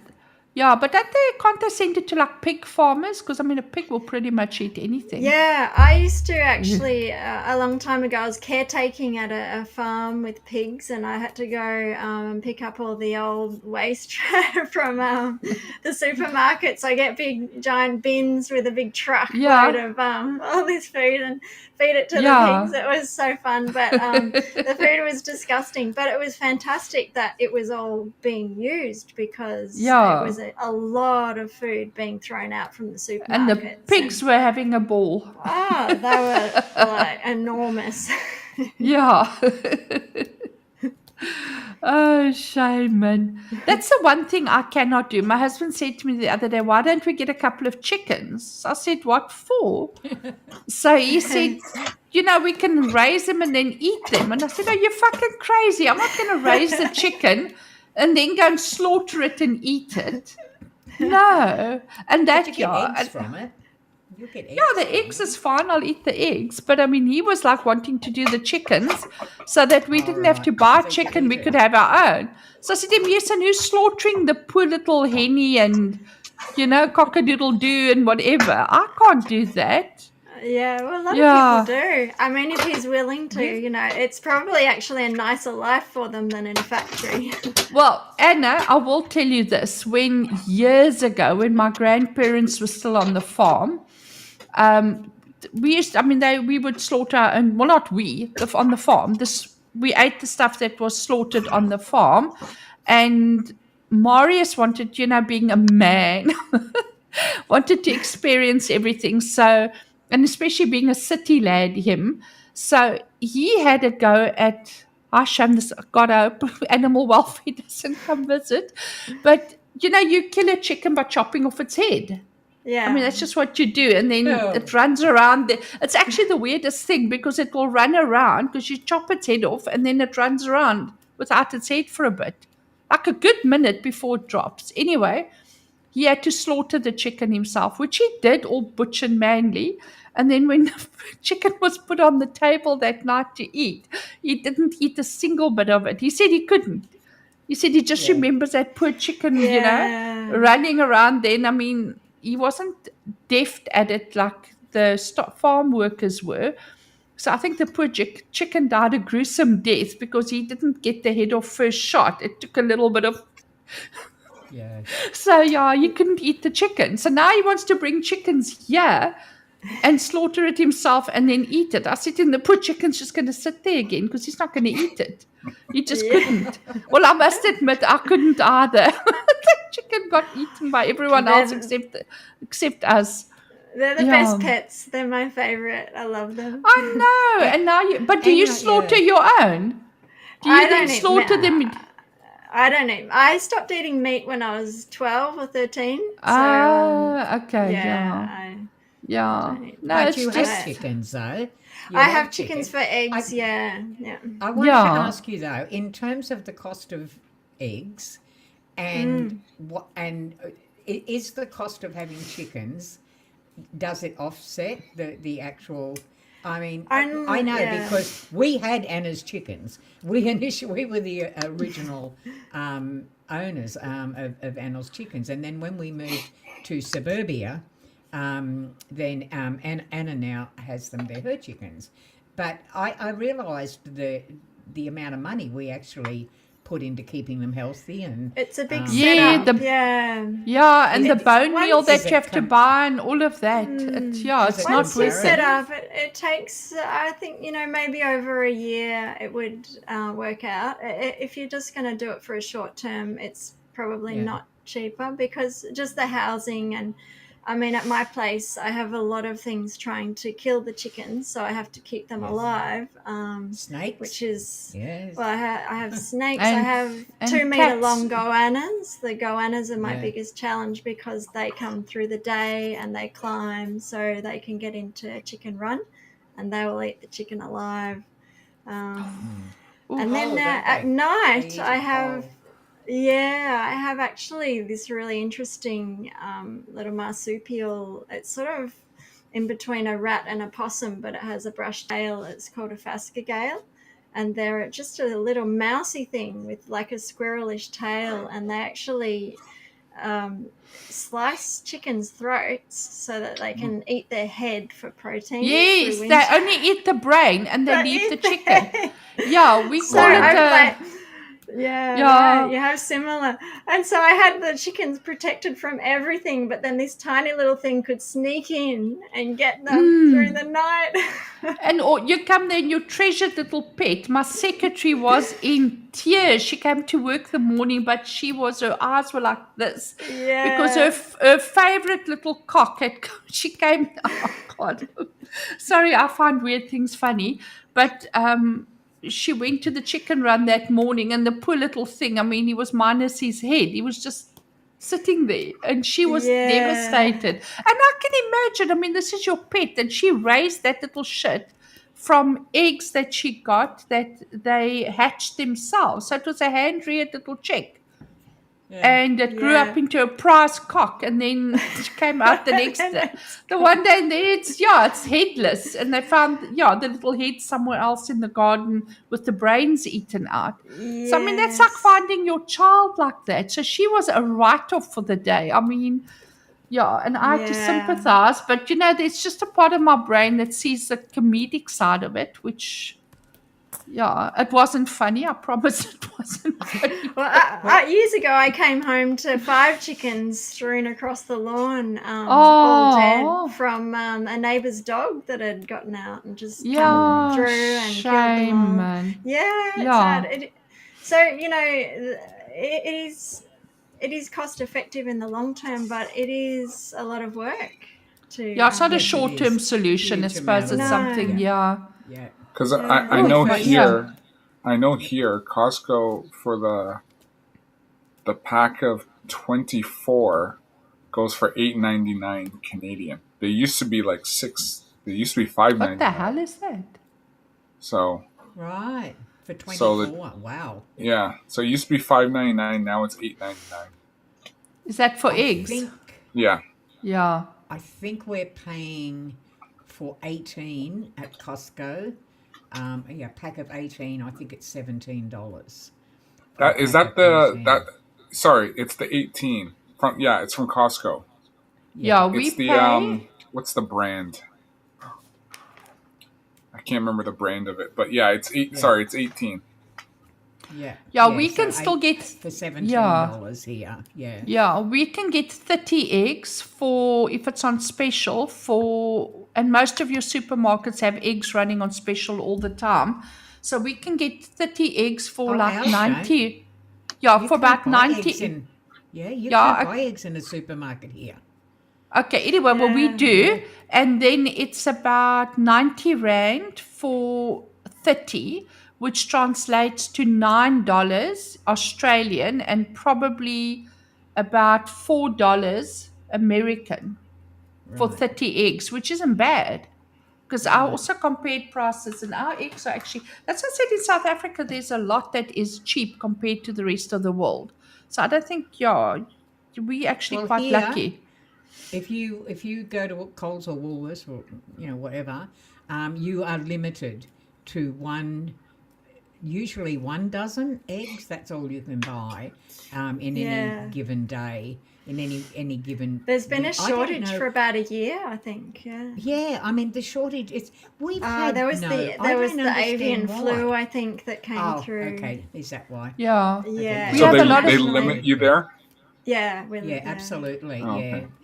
One dozen at the most I've seen that you've been able to get is 2 dozen. Now, our family go through easily 6 to 8 dozen eggs a week, easily. And that's a lot. I mean, we're a strange family.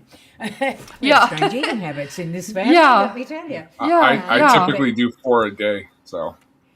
I'll eat 3 eggs a day. Yeah. I go through stages. I'll boil them and then I'll eat, and then I haven't had this week, but there was something I wanted to say. When you've got 5 adults, and if they're having 2 eggs for breakfast, 4 to 6 a day, that adds up. It's nothing for us to go through 6 dozen. Easy to go through 6 dozen a week. It's very, very hard. sometimes to get that many, you know. You kind of do the weekly budget and you go, well, I'll see if I can grab a dozen from Coles, a dozen from Woolworths, a dozen from Aldi, you know, go up to Costco, see if you can get some up there and that. But yeah, very, very restricted here. And as Anna said, has been for probably over a year now, isn't it? Really well over a year. I think so, yeah. I think it's been. Manotha says he boils them and then he stores them in brown vinegar and they're pickled Yeah, eggs. you can. Yeah, Yeah, I I would love be pickled interested eggs, to yeah. know how to do that, because is it just brown vinegar or do you have to dilute the vinegar with something else, Manotha? Because I've actually seen them in jars in movies where you see the jar on the counter with the eggs in, and I've often wondered, boil them, store them in brown. Okay, yeah, but I want to know, is it neat vinegar or do you dilute? I've had some in tea as well. Oh, I think it was a Chinese recipe. Yeah. It was like egg soaked in tea, and it was brown, and yeah, it was interesting, but Yeah. kind of a weird but good flavor. Oh. Yeah. Yeah, he says And, neat vinegar. I'll try that next time. But you know what? I'll put 4 eggs. If I'm going to boil eggs, I'll put like 4 to 6 in the pot, and then I'll just boil it, and then I shell them straight away, and then I let them cool down, and then I put them in a little Tupperware in the fridge, and then it'll last maybe 2 days. Because if I have 2 and I've done 4, then my husband will have the other 2, and sometimes he forgets it's there, and then I'll have the next day I'll have 2. So I don't do it every day, but when I remember, then I'll boil eggs. Depends on what else I have in the Australia fridge. the only one that has an egg crisis? I assumed that the egg crisis was worldwide. It's not. It's just Australia, is it? No, we've got lots of egg farms around where I am here in the Eastern Cape. Same here. There's at least 6 to 7 that I can think of in close proximity. And the other day, Abby and I went to the neighboring town, not this side, that side. And on the way back, there was a co-op place on the side of the road. And we went in there because he's now Farmer Brown. We always go and have a look for seedlings and stuff like that. And we went in there and their eggs were half the price that I pay at Woolworths. Is that right? Wow. Yeah, and they were nice big eggs. So we bought 2 Yeah. trays, which I ended up giving to my daughter because they eat a lot of eggs in a week. A lot more Right. than I do. But yeah, those eggs were like really cheap. So my hubby said, well, in future we must just go there. But then it comes down to you riding out everything you would have saved in fuel to go and get it. Because it's not like it's just down the road. It's a good 15, it would be a good 20 to 30 kilometer round trip to go and buy the eggs. So, I mean, you've written out whatever you've saved in price, you've written out in fuel. And how far is your place from here? How far?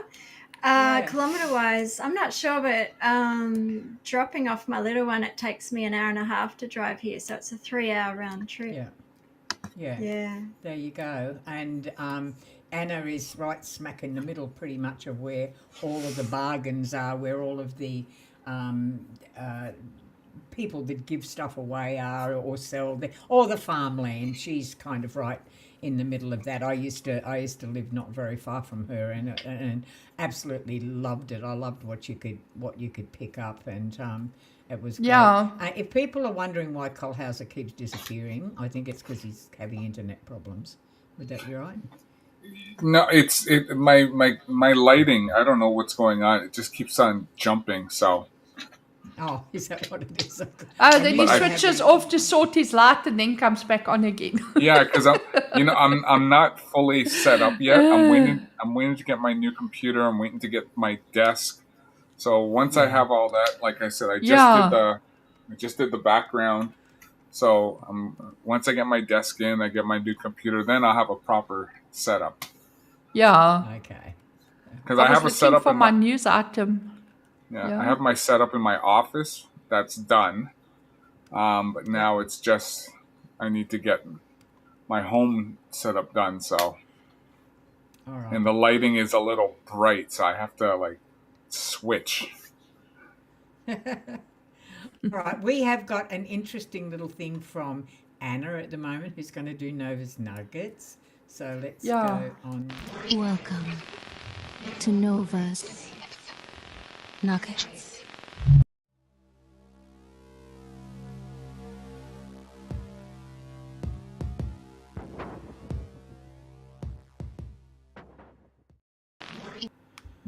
Thank you, Anna. Take it away. Cool. Nova's Nuggets this week. Nova's come up with something that I found quite interesting. I'll just share a picture. This is a crazy thing called an ice worm. Oh, Life on the Jesus. edge, deep in the glaciers of Alaska and Western Canada. They're tiny little black worms, barely a few centimeters long. Oh, Yeah, they're black. And they can't survive in warmth, so they wriggle to the top layers of ice, feeding on algae and bacteria that grow in the snow, and then at night they come to the surface like little dark specks moving across the white. But what was so interesting, they're so weird, they can't survive if the temperature rises above zero, so they actually just melt out of existence. Their cells just begin to fall apart. They don't overheat, they sort of disintegrate. And they can't function, they can't repair their systems. So warmth for them is chaos and death.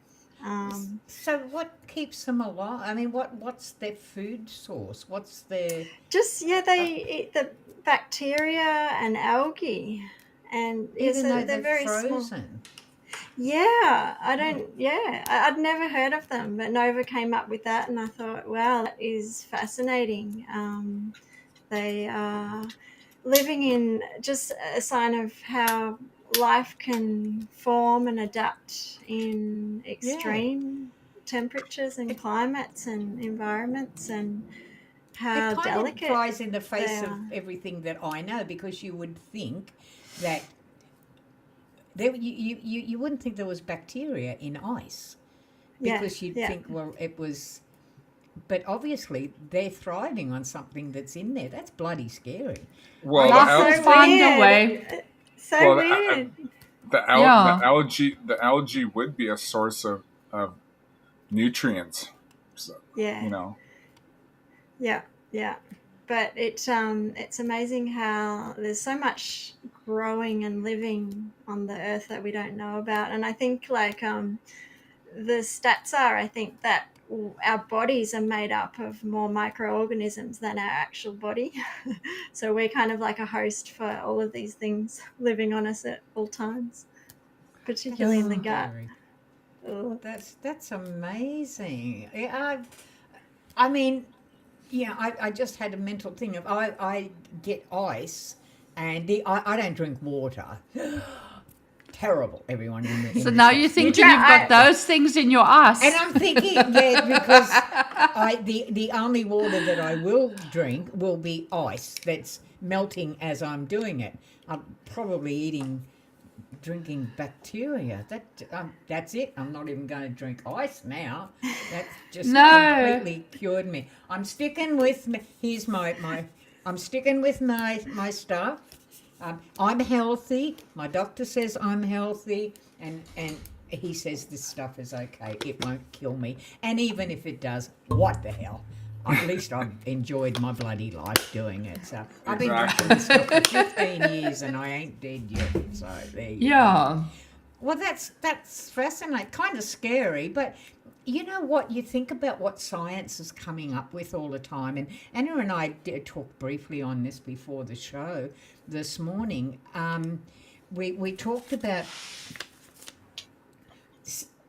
that science and other things are coming up with things that were of a fantasy world.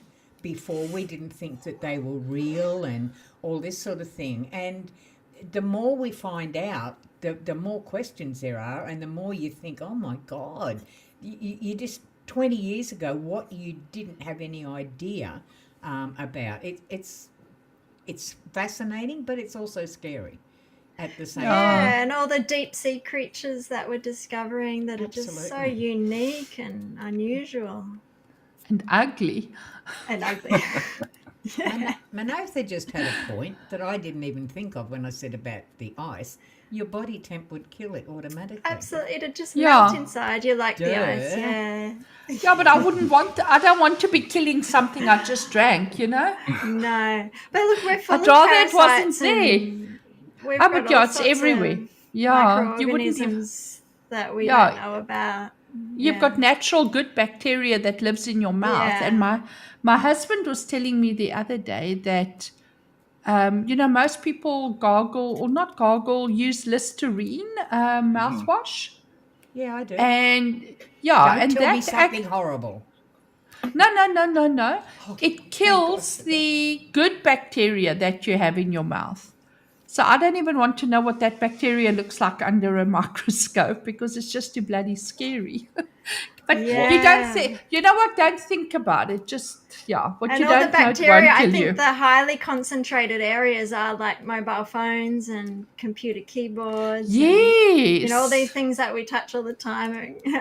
During those COVID days, everyone was sort of like, oh my gosh, we're surrounded by germs. Yeah, they're everywhere. I was watching Dr. Mike.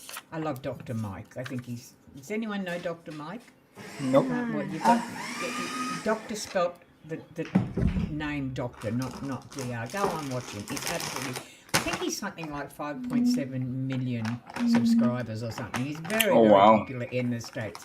And he was saying, people get horrified about stuff, germs, carrying things, and all that sort of thing. He said, you have no idea even how many times you wash your hands, how much I'm bacteria cleaning my cell we're phone. covering. Just that small section under the nail. There doesn't appear to be any dirt there, but it is monumental what is underneath there. And you would be horrified if you stuck your finger under a microscope. It was outlining. Oh, God. No, it's we don't even disgusting. If they, I'm now cleaning all my phone stuff.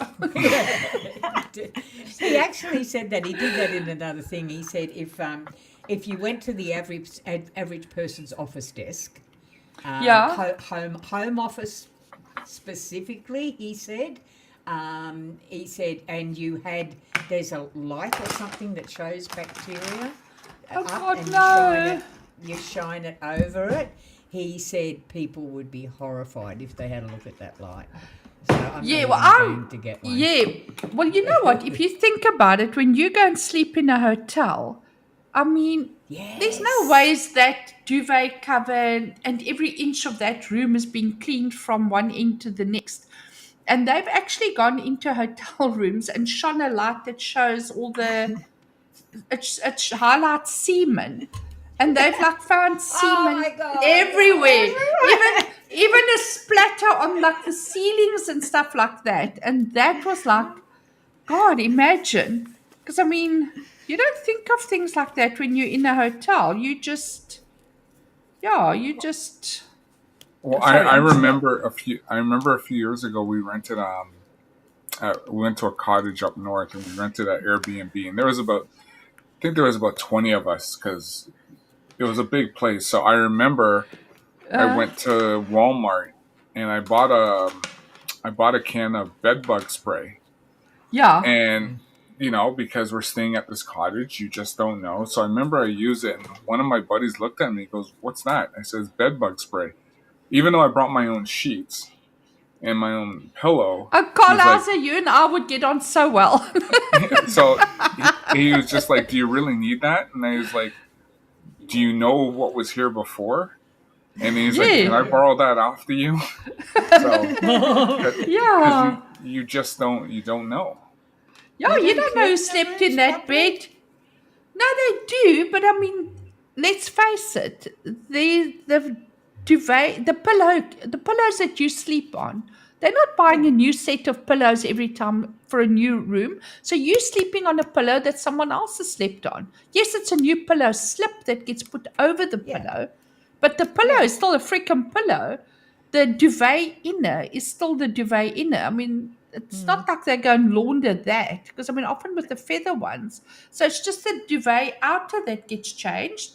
And if there's marks on the duvet inner itself, then maybe they will swap it out and go and have it laundered or whatever. But generally speaking, all that's getting changed is the bedding, Yeah. the pillows, the Wow. mattress. Yeah, that's the insides still are just a universe mat- of dead yeah, skin you cells and everything eating them. yeah, the person lying the person lying in the bed before you could have farted up a storm and all that fart. They've actually said as well that in aeroplanes, because if you're sitting, people fart on their aeroplane seats because I mean it's a long journey and I suppose everyone's farted on a plane. So when you're sitting down, it actually releases all the trapped fart particles. And you know what's moving on to a really topic, and this is what I refuse to even entertain, is that when you smell a fart, someone's fart, what you're actually smelling is microscopic particles of shit. Particulates, yes. Yeah, that's Particulates of floating. shit. So when Yeah. you smell someone's fart, you're actually inhaling Yeah. tiny specks of shit. Yeah. I mean, the world is full of disgusting things, so it's just best to put that out of your mind. And then when your dog farts and it's a Great Dane, I'm like, oh, Demi, Why does my Demi's mind freaking out. Demi is those scarred for things? life. Demi is scarred for life. That's why Can I if your just- toothbrush, if you have your toothbrush in your bathroom as well, you should cover your toothbrush In a, because in, a, otherwise, in a Ziploc bag. yes, yeah. I do that. My toothbrush gets put away. It's an electric one, so I'll use it, then I dry it off, and I put it in a bag, zip it shut, because, yeah. But I'm the only one But that Debbie's uses my scarred. shower. Yeah, but What? your poop particles, if you had a poop or you farted or whatever, and those Yes, I don't poop in my shower. not in the shower, but yeah, but it's your I bath, have your a toothbrush in the shower, and I have another one beside in the vanity. So if but I is have your a toilet shower- separate? Is your toilet Yeah, separate? it's completely It has a door, separate. so it's pretty separate. Yeah. Okay, but You're at some pretty point safe. yeah, okay. Well, then you are maybe different. But you most do people have a lot their- of kitty litter about. So So every time your cat up, has Anna. a poop, cover your I toothbrush, do right Demi. beside. But Exactly, I clean cover it your- every single day. Yeah, but when your twice cat a has day. but when your cat poops, there's fumes, and the fumes, because where do you think the smell comes from? But ignorance crust. is bliss. Ignorance is bliss. Yeah, I prefer not It's to best think not about to it. know. Yeah. Yeah, no, it's best not to know. But just remember that the next time you smell a strange person's fart, you're actually inhaling bits of I'm their poop. breathing them in. Oh, you know what my reaction's going to be to that, don't you? That is not going to be good. This has not been a good show for me. I've had to give up ice water. I can't go to hotel rooms anymore. There's farts in my shower. Oh, fuck. This is, this is not a good look. Yeah. I think we need Colhauser to go looks on to horrified. I sometimes I was like, is this Choose a Nice Man event? Oh shit! And he stopped How did we watching get Tuesday onto Night's food? Main Event. Yeah. Oh, no. Oh, let me show think- this to Jerry. Jerry, 'cause Oh. Jerry was asking about this. Is that electronic that if you push a button it goes Yeah. into the car? Do that first. Let us see. Well, no, there's no love- battery in it. Oh, I love watching those things transform. But Jerry was just asking about this because he was asking me if Jerry? it was for sale. See that? Yeah, That's Now what- that's my retro. yeah. Tell us the backstory on that Colhauser for Yes. those of us who don't really. Yeah, for those of us who did a Transformers for TNME but have no idea what they're about. No. Well, no, that's Shockwave. So I thought so. he's original Yeah. from 1986. Oh wow! And So what I does have he transform into? Into a ray gun. I guess that's not just cars. No, it's everything. Cars, planes. Yeah. Yeah. So Trains, planes, and automobiles. And ray So, guns. yeah. And, Cassette tapes. yeah, exactly. I love Starscream. Tapes. Starscream. That's that's Jay. Yes. Jay's favorite is Starscream. Cool. Yeah, that's Starscream. Yeah. And is as Soundwave. Because I know you asked me No, to create a as- meme once for Soundwave. As is his favorite transformer is Sideswipe. Yes, that's right. Yeah. Because he said, so the story is he wanted a certain transformer when he was a little kid, and his mother only had, I think, 50 pounds or something like that. And so that was the first one he ever got. Yeah. So Sideswipe. I remember buying my grandson, I think it's Bumblebee. He transforms into a yellow sports car. Yeah, Bumblebee's. Yeah. No, he's a Volkswagen. Yeah. It could be. Yes, you're right, but it's a yellow. And I bought Nixon the car. So then you fold it out and it's like Bumblebee. And then he was little. Yeah, well, no, the one we got was a biggish one that I bought him. So when it was erect or fully standing up, it was about this big. Oh. Yeah, and then when you folded it up, the car was about this big. So it was a fair size. It wasn't a tiny little thing. And I think he wants to know, do you have any gold bots? No, I don't, Jerry. I had them back in the day, but I only had a couple. Yeah. But anyway, I pissed on my husband and my son-in-law's battery properly. I don't know if you guys know that term. What did you just say? When you piss on someone's battery, it means you... Why would you do that? No, it's a saying, Demi. Oh, it's when you... It's like saying you take the wind out of their sails or whatever. Or you take their spark away. It's just a saying. Yeah, we have funny sayings in South Africa. I just had a visual. I just got a No, visual. I'm a lady. I'm a lady. Yeah, I know, that's but in why any it was case, disturbing. Yeah. So anyway, I gave Nixon his Christmas present. So it was this nice transformer that was a car. And then obviously the first thing men do is they open it up so it was standing up. So now they wanted to put it back into car form. And my husband and my son-in-law sat for about almost 2 hours trying to get this transformer back into car form. And they just couldn't do it because it wasn't one of the ones that you push a button. It was manual. You had to fold it. And then I said, now let me have a try. And they were like, women, what do you know? And especially because I'm not very tech savvy and shit. If something must be fixed, I ask them. So anyway, I sat with the car and I was like, no, man, this has got to work. It's got to go back. So I don't know what I did, but I just sort of like pushed it together to see, because I figured it would naturally want to go to a certain shape. So I just sort of did that, and then I figured out, and in 15 minutes that thing was back. And it was back into car form, because I just applied logical thought. But my husband and my son-in-law were like, they couldn't believe, like, no, you cheated. You must have done something. I said, but you were sitting watching me. No, but it's not possible. But in any case, that was my little claim to fame, that I could put a transformer back to its original state, and my husband and my son-in-law couldn't. After like 2 hours. They're not easy sometimes. Yeah. But the thing is as well, it's just that I took it and I just like sort of started folding it, then I saw, okay, it looks like that must go there, and I tuck in and I tuck and I tuck, and then 15 minutes it was back. So it's just logical. Yeah, they were thinking too man thing. You were thinking too complicated, and women thing was just like, make it fit. Kiss philosophy. Yes, I am, Jerry. I am a fan of Robotech.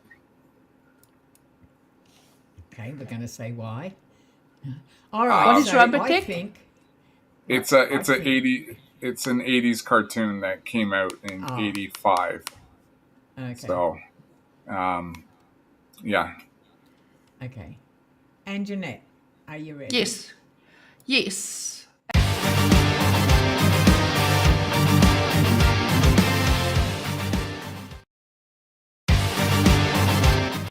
Go for it.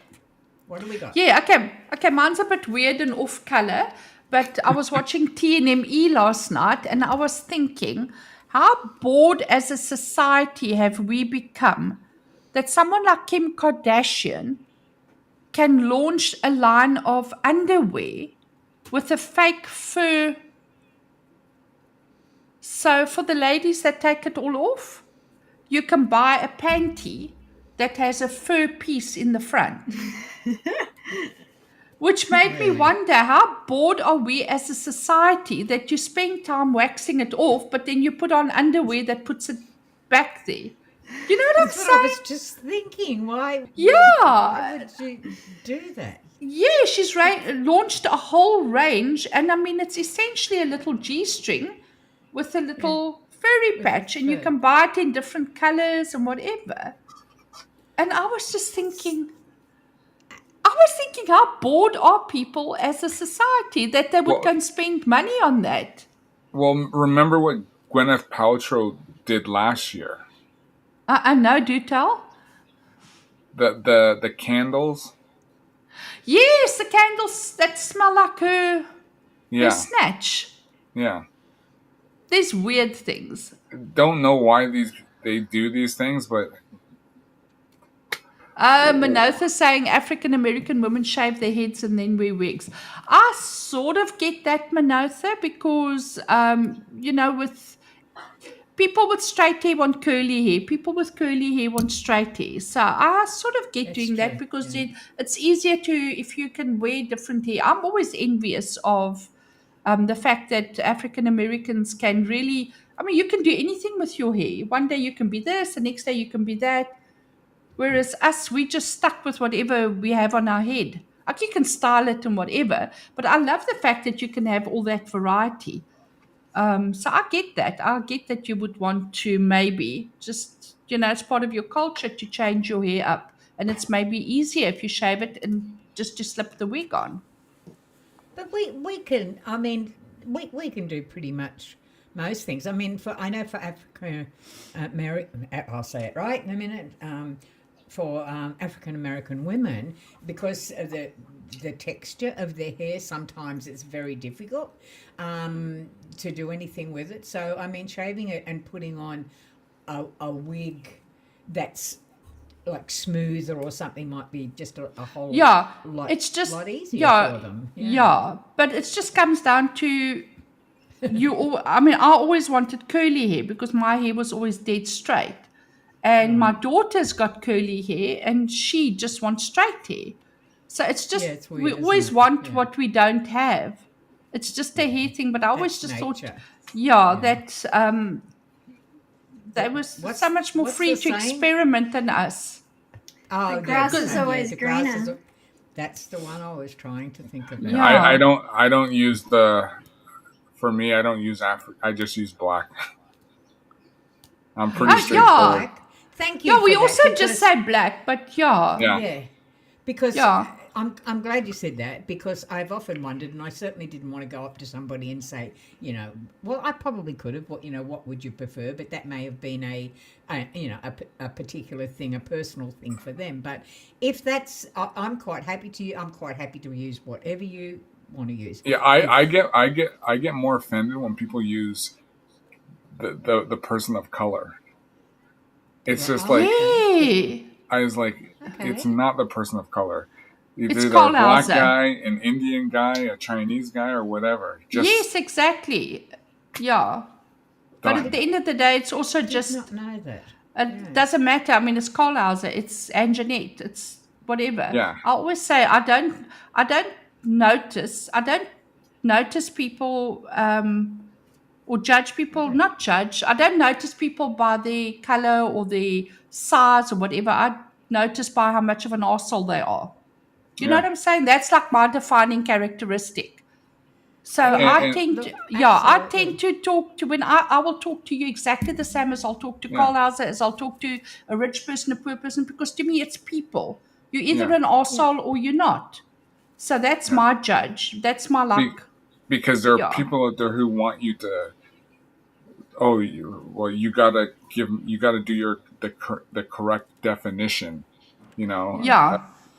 And sorry. fuck that, it's Colhauser. Who the fuck is, if you're male, female, bi, straight, whatever? You're either an arsehole or you're not. And that's... Yeah, like for me, I'm Canadian first. Yeah. Right. I'm South African. Yeah, I'm South African. And then the one thing I can tick people off is like, what's her name? Charlize Theron, where I'll say, well, if you're going to call anyone African American, you have to call her African American. Yes, yes. Oh, and she is Charlize Theron. That is her Okay. name, Charlize Theron. And now she's like Charlize Theron. You know, the Oh Theron, yeah, I because know because of that. Americans Yeah. can't say Tron. But I think if she comes to South Africa, she still calls herself Tron, Charlize Mm. Tron. Yeah. I'll But tell you what's she's, confusing though, and I actually saw a bit of a debate on this on a video thing. There was yeah, two black women and a I don't know what her nationality was, just another one. Anyway, and the debate that was going on, it was a little bit of an argument that was going on because I'll just say white, the white woman said, I don't even notice people for their colour. Now, one of the women said was okay with that, but the other person got very offended about it and said, "So you don't even notice my heritage, my culture, my and it, so no, I notice who and you are. well, yeah, but Yeah, she was obviously you upset notice. about that. Yeah. Ach, But I mean, that's but people she that are was upset pretentious. about it. Yeah, I but don't know. that's That's why I what. wanted to ask Colhauser on that. So What's your when people do that, they're trying to use race as an excuse for you don't acknowledge me for this. right? That's So what she it's said. Yeah, it's like, well, why? What was she? Was she like American or yeah, definitely. Yes, yeah. yeah? Why would you want to be acknowledged for that? If you're an American, you're an American, right? Yes, doesn't matter what your color is. Yeah, It that's how I look at shouldn't. it, and that's why Yeah. I'll never use that phrase. Fair African, enough. never. Okay. No, because you're Yeah, American. I Your apologise for that ancestors were because I from didn't know. Yeah, African.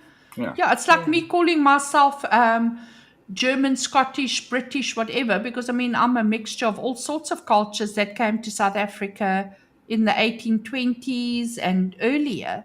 I mean, I'm not going to refer to myself based on what my ancestry was. I mean, people have been in South Africa for centuries. I'm South African. We're just Yeah, people. why would you call We're yourself? just Yeah, people. You know. like yeah, when I see obviously. like Yeah. one of my buddies is Russian, right? Uh, When I see him, I don't go like, do I see well? He's either the white guy or he's the that's what he is. yeah. Yeah. So yeah, Yeah, that's I just just it. I refer mean, to anybody who's, I guess, not black as being, well, if maybe they're Asian, they're of yeah, an Asian culture, or anybody else that doesn't have like a fairly distinguishable culture. They're just Caucasian, which just means they're not any of the other. But I mean, we come from one race. We're human beings. That's all we yeah. are. We're just human. yeah, and that's at the end I of the don't day. give a fuck about you. When I say I don't care about your culture, I don't care about it in a way that it's a judgment thing. I mean, I Yeah, love that it culture. I love define. Yeah, learning.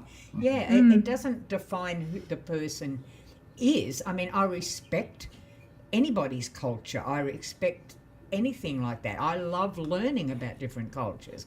But the bottom line is, we're just human beings. We're just all humans, no matter what. And there's good and bad in every single aspect of humanism. So Exactly. I don't get it.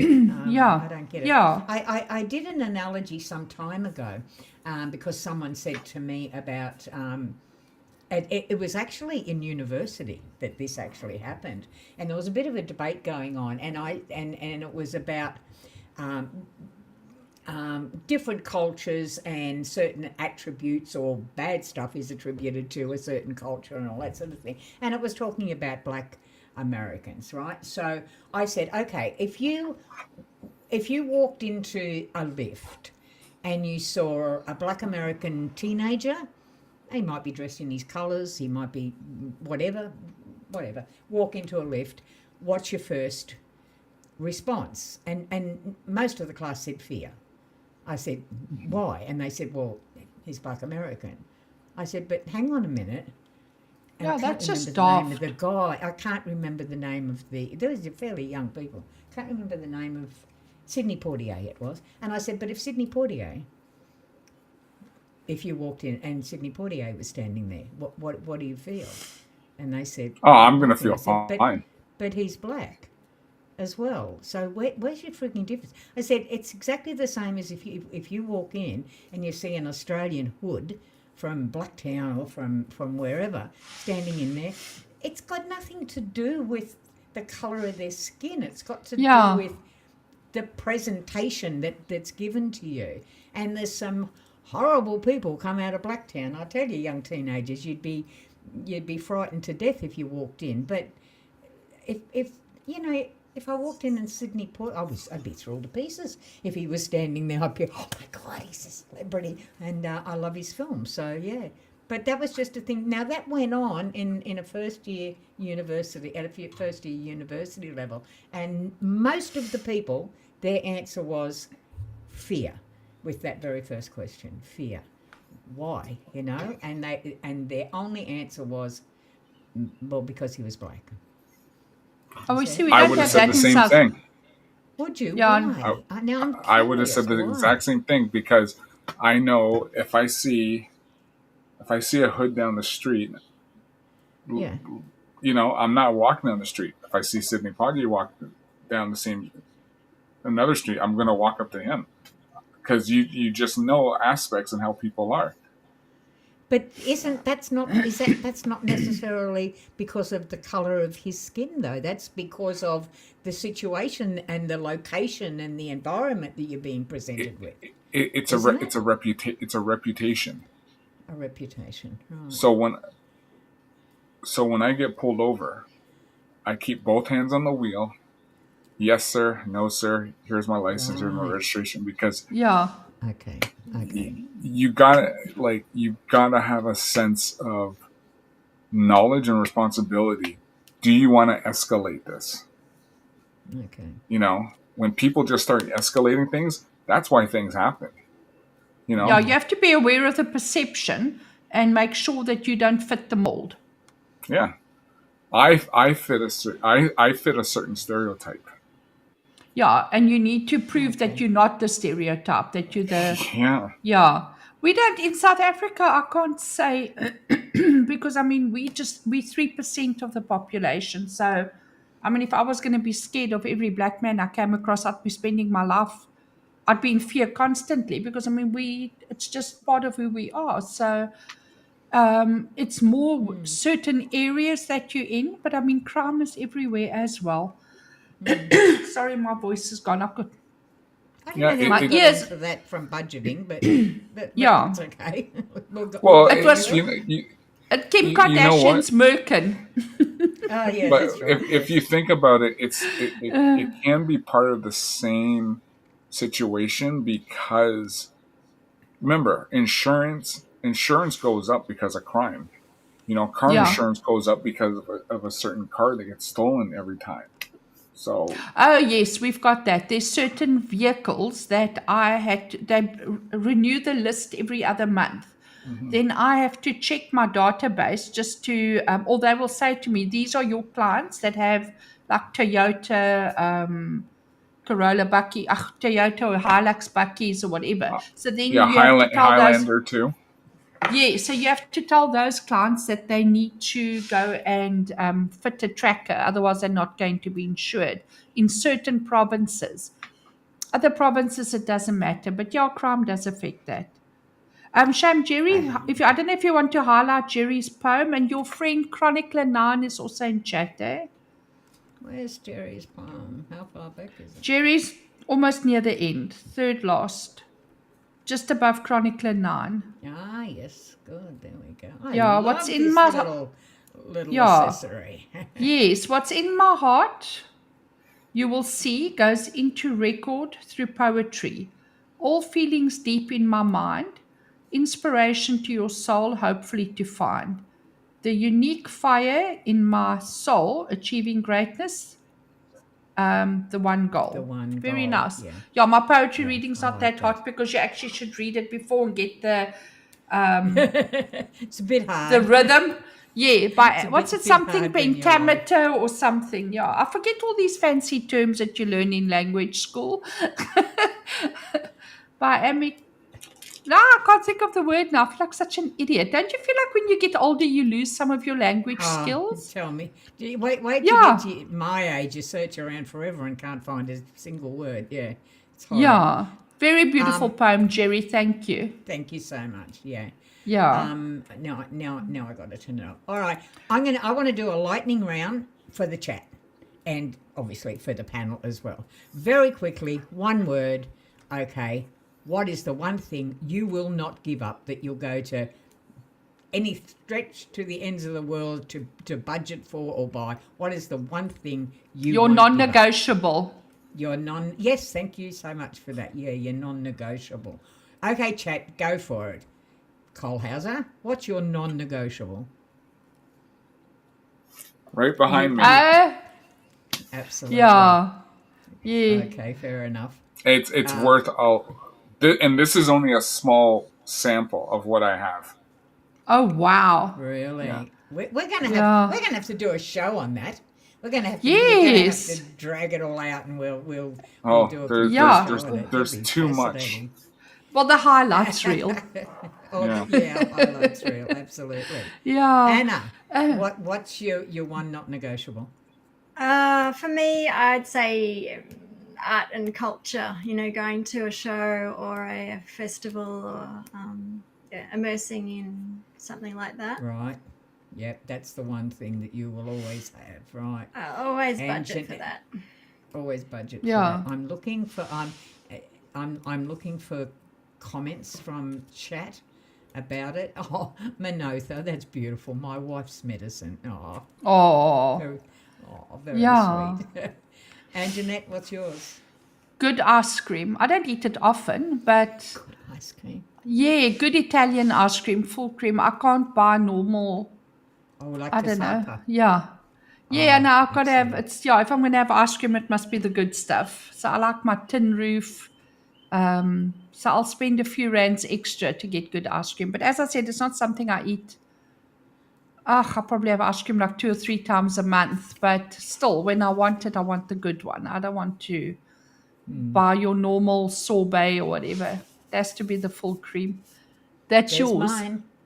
I would not give that up for quids. Aren't those Okay. energy drinks? Yeah, it's an energy drink, but it's zero sugar. God knows what it's Yeah. got in it as a substitute. I don't even Yeah, want to won't know. catch me dead drinking it. I won't It raises find your I liver actually got- enzymes. I actually got kiwi onto it. How terrible! Because I do one that's That's why she's got a gallstone. Oh shit! Oh, oh no, that wouldn't cause.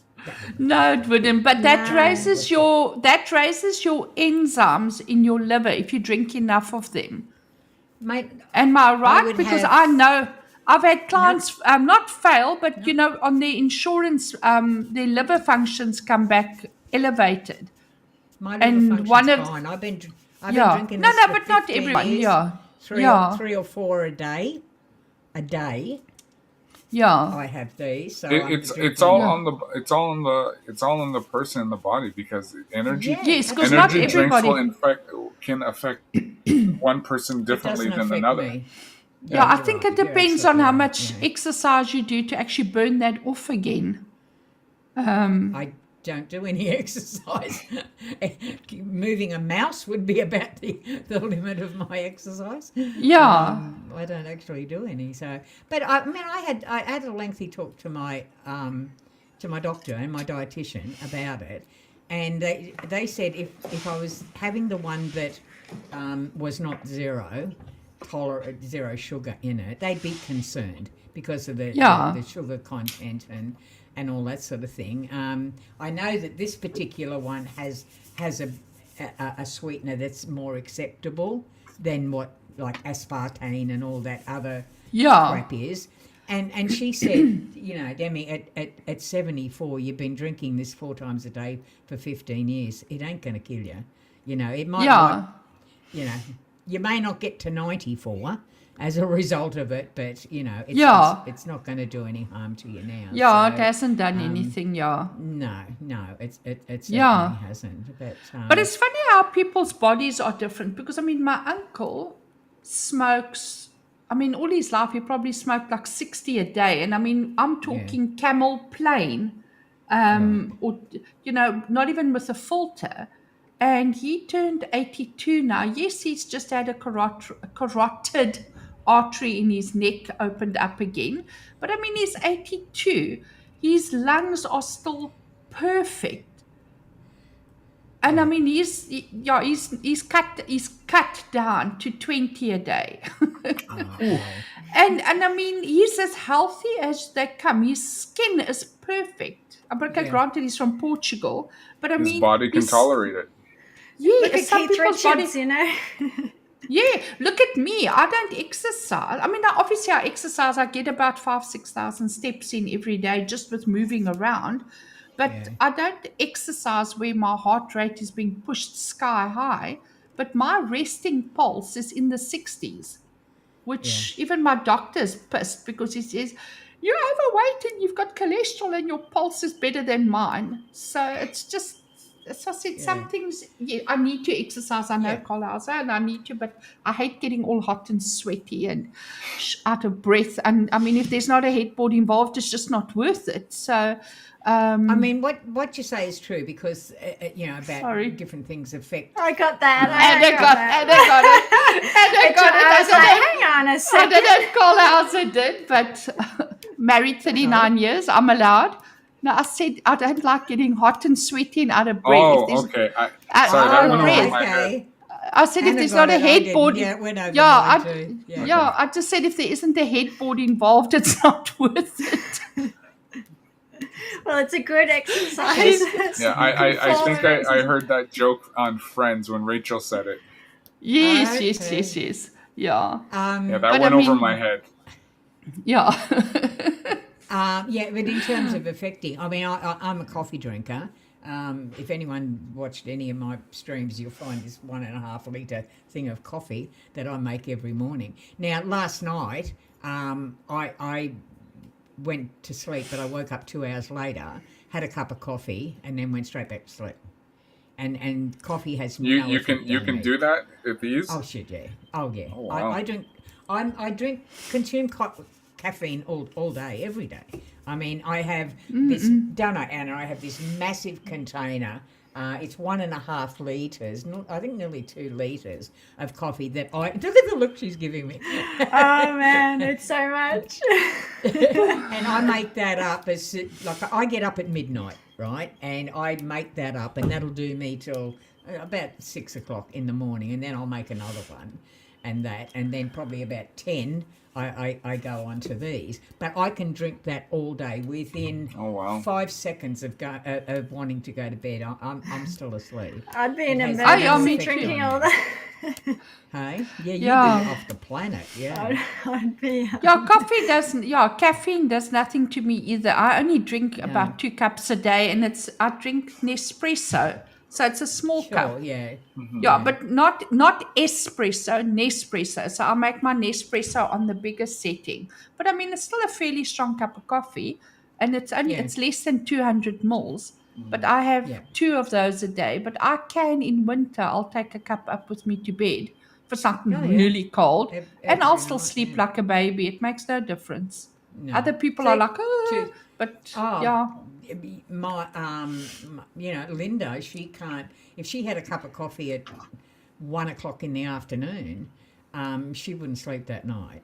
A lot of people are like that, but as I said, no, none of that. If I put my head down on that pillow, I'm asleep generally within 10-15 minutes. I mean, I put a playlist on every night.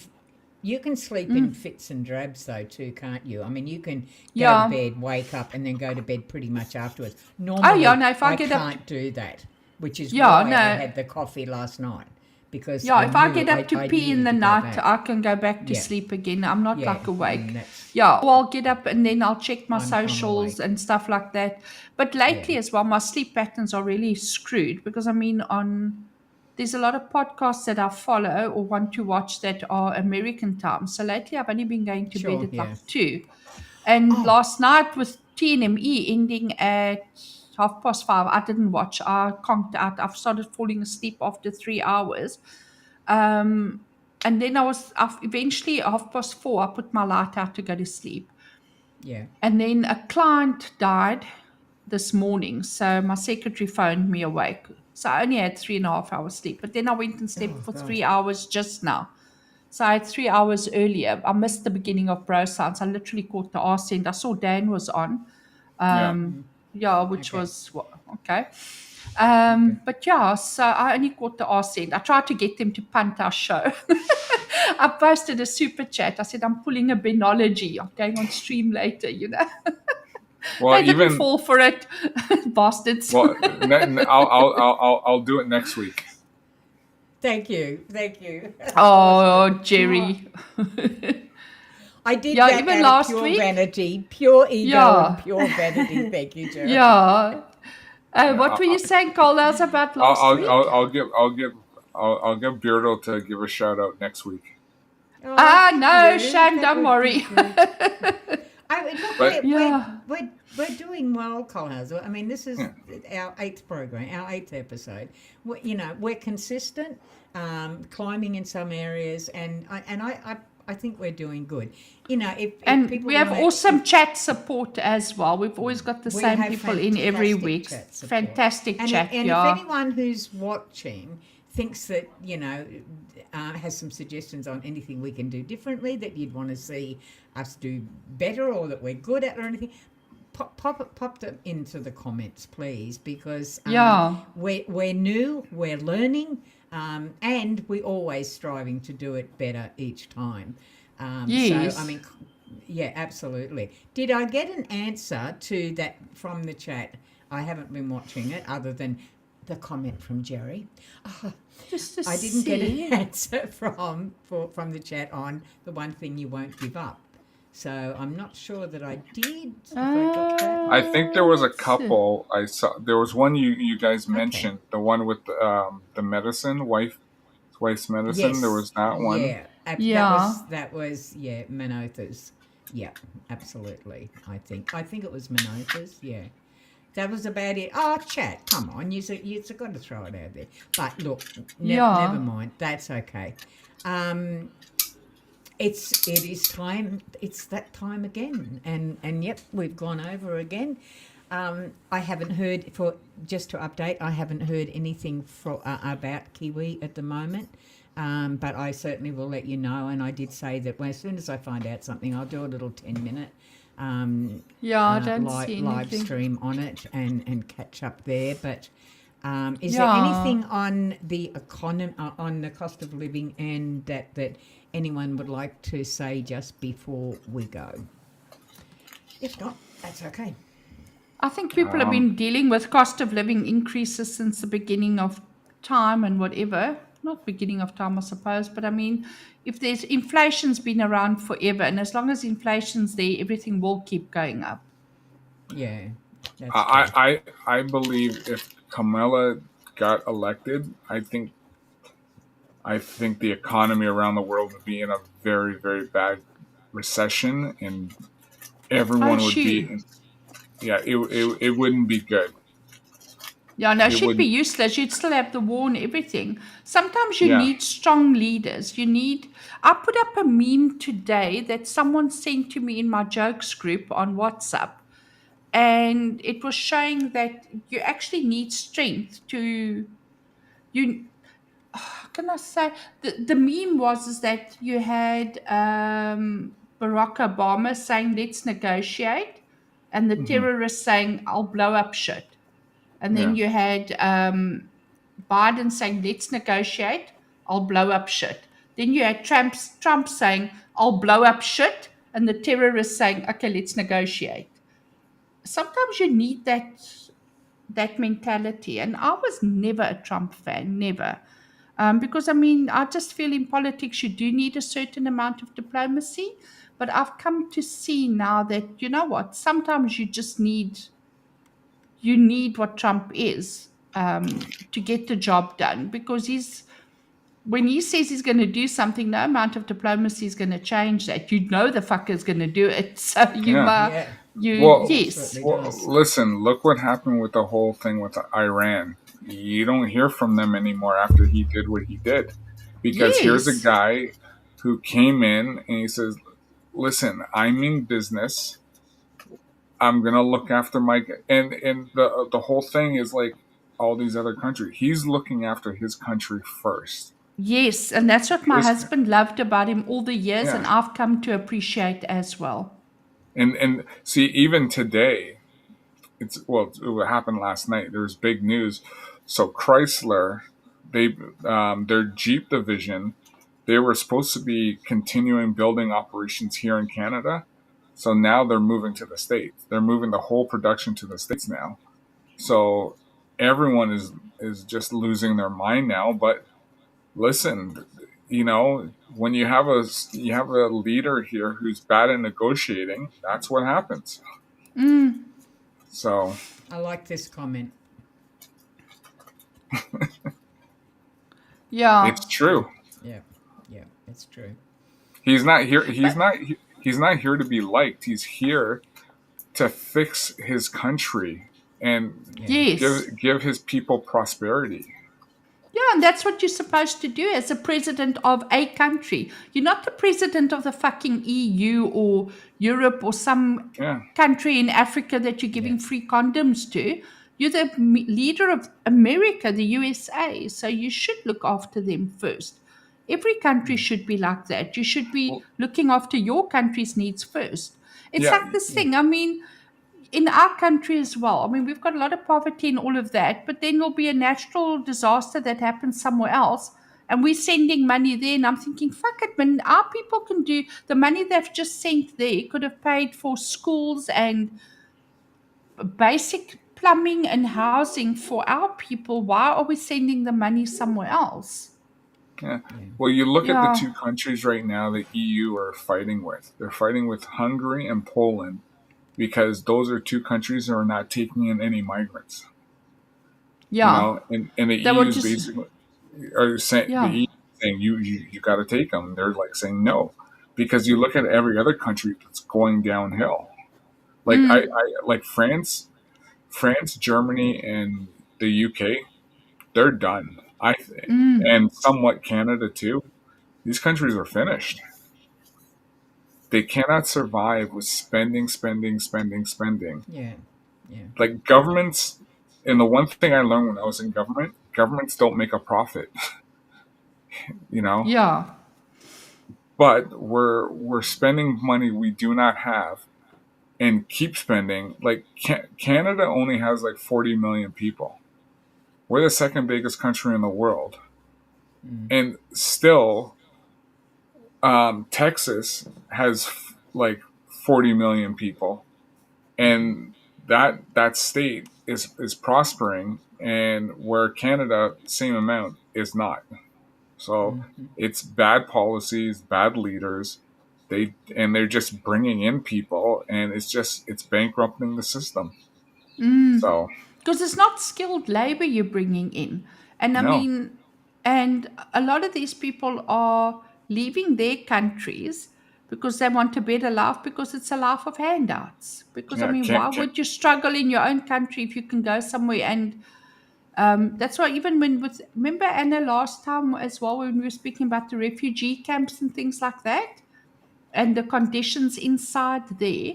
And I was saying to you, if you see how they live, yeah, in the poorer areas.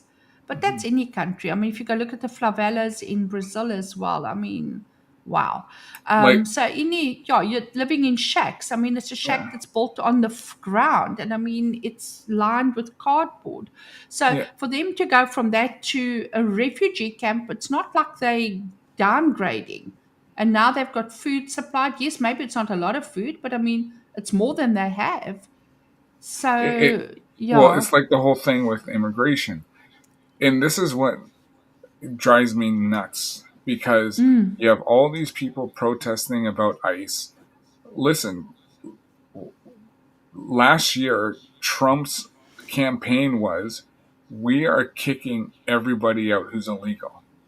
Illegal. That's the whole thing. It's the illegals that are being kicked Illegal. So, Yeah, out. it's not the legitimate people. so No. Yes. where did it now change? Whereas like did you people not follow the election? The election was front and center all over the world. And he said this on his campaign, we are going to kick people out. So when he got reelected, nobody should be surprised because he's following his campaign promise. His Yeah, campaign promise was, we are going to kick these people out. So now that people are all ticked off saying, listen, the majority voted for this. So you should not be mad. You should not be upset because this is what the people wanted. And for when people come out and says, oh, this is inhuman, and it's not. Like, they let people in who are basically bankrupting the system, where, even in the one thing about Canada, veterans are treated like garbage.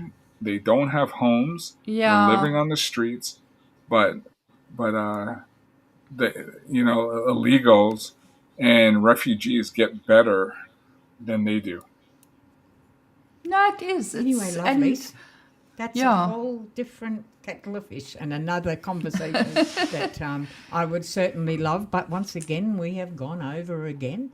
Okay, so I think that was all from chat that I had that I was able to highlight. Manotha, promises made, promises kept, and most people are not angry. It's the media telling us, and it's just propaganda from the left. Yeah, because the media has to justify their existence and their fat salaries and whatever.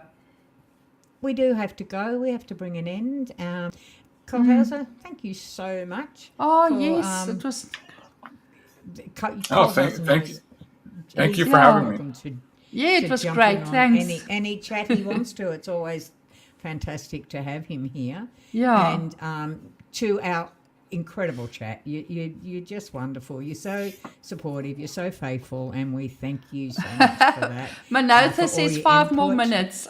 5 more minutes. I wish I could, but I'm going to be honest. I have to go to the loo. And it takes me a bit to get there. I can't do it in like 2 minutes. So I'm sorry. I would have to do that. Yeah. And to Manotha and to Deb, our mods, thank you so much for your work today. We really appreciate it. And to the best panel out, hey guys, thank you again. As I said, I will let you know what's happening with Kiwi. I will do a quick 5 or 10 minute video as soon as I find out. But thank you so much. So thank you to everybody. Chat for your stories, your humour, absolutely everything. Thank you, Colhauser, once again. You're Best absolutely chat. just thank you. Thank you. Yeah. So and so until next time. And we've got an exit. I actually managed to put it on.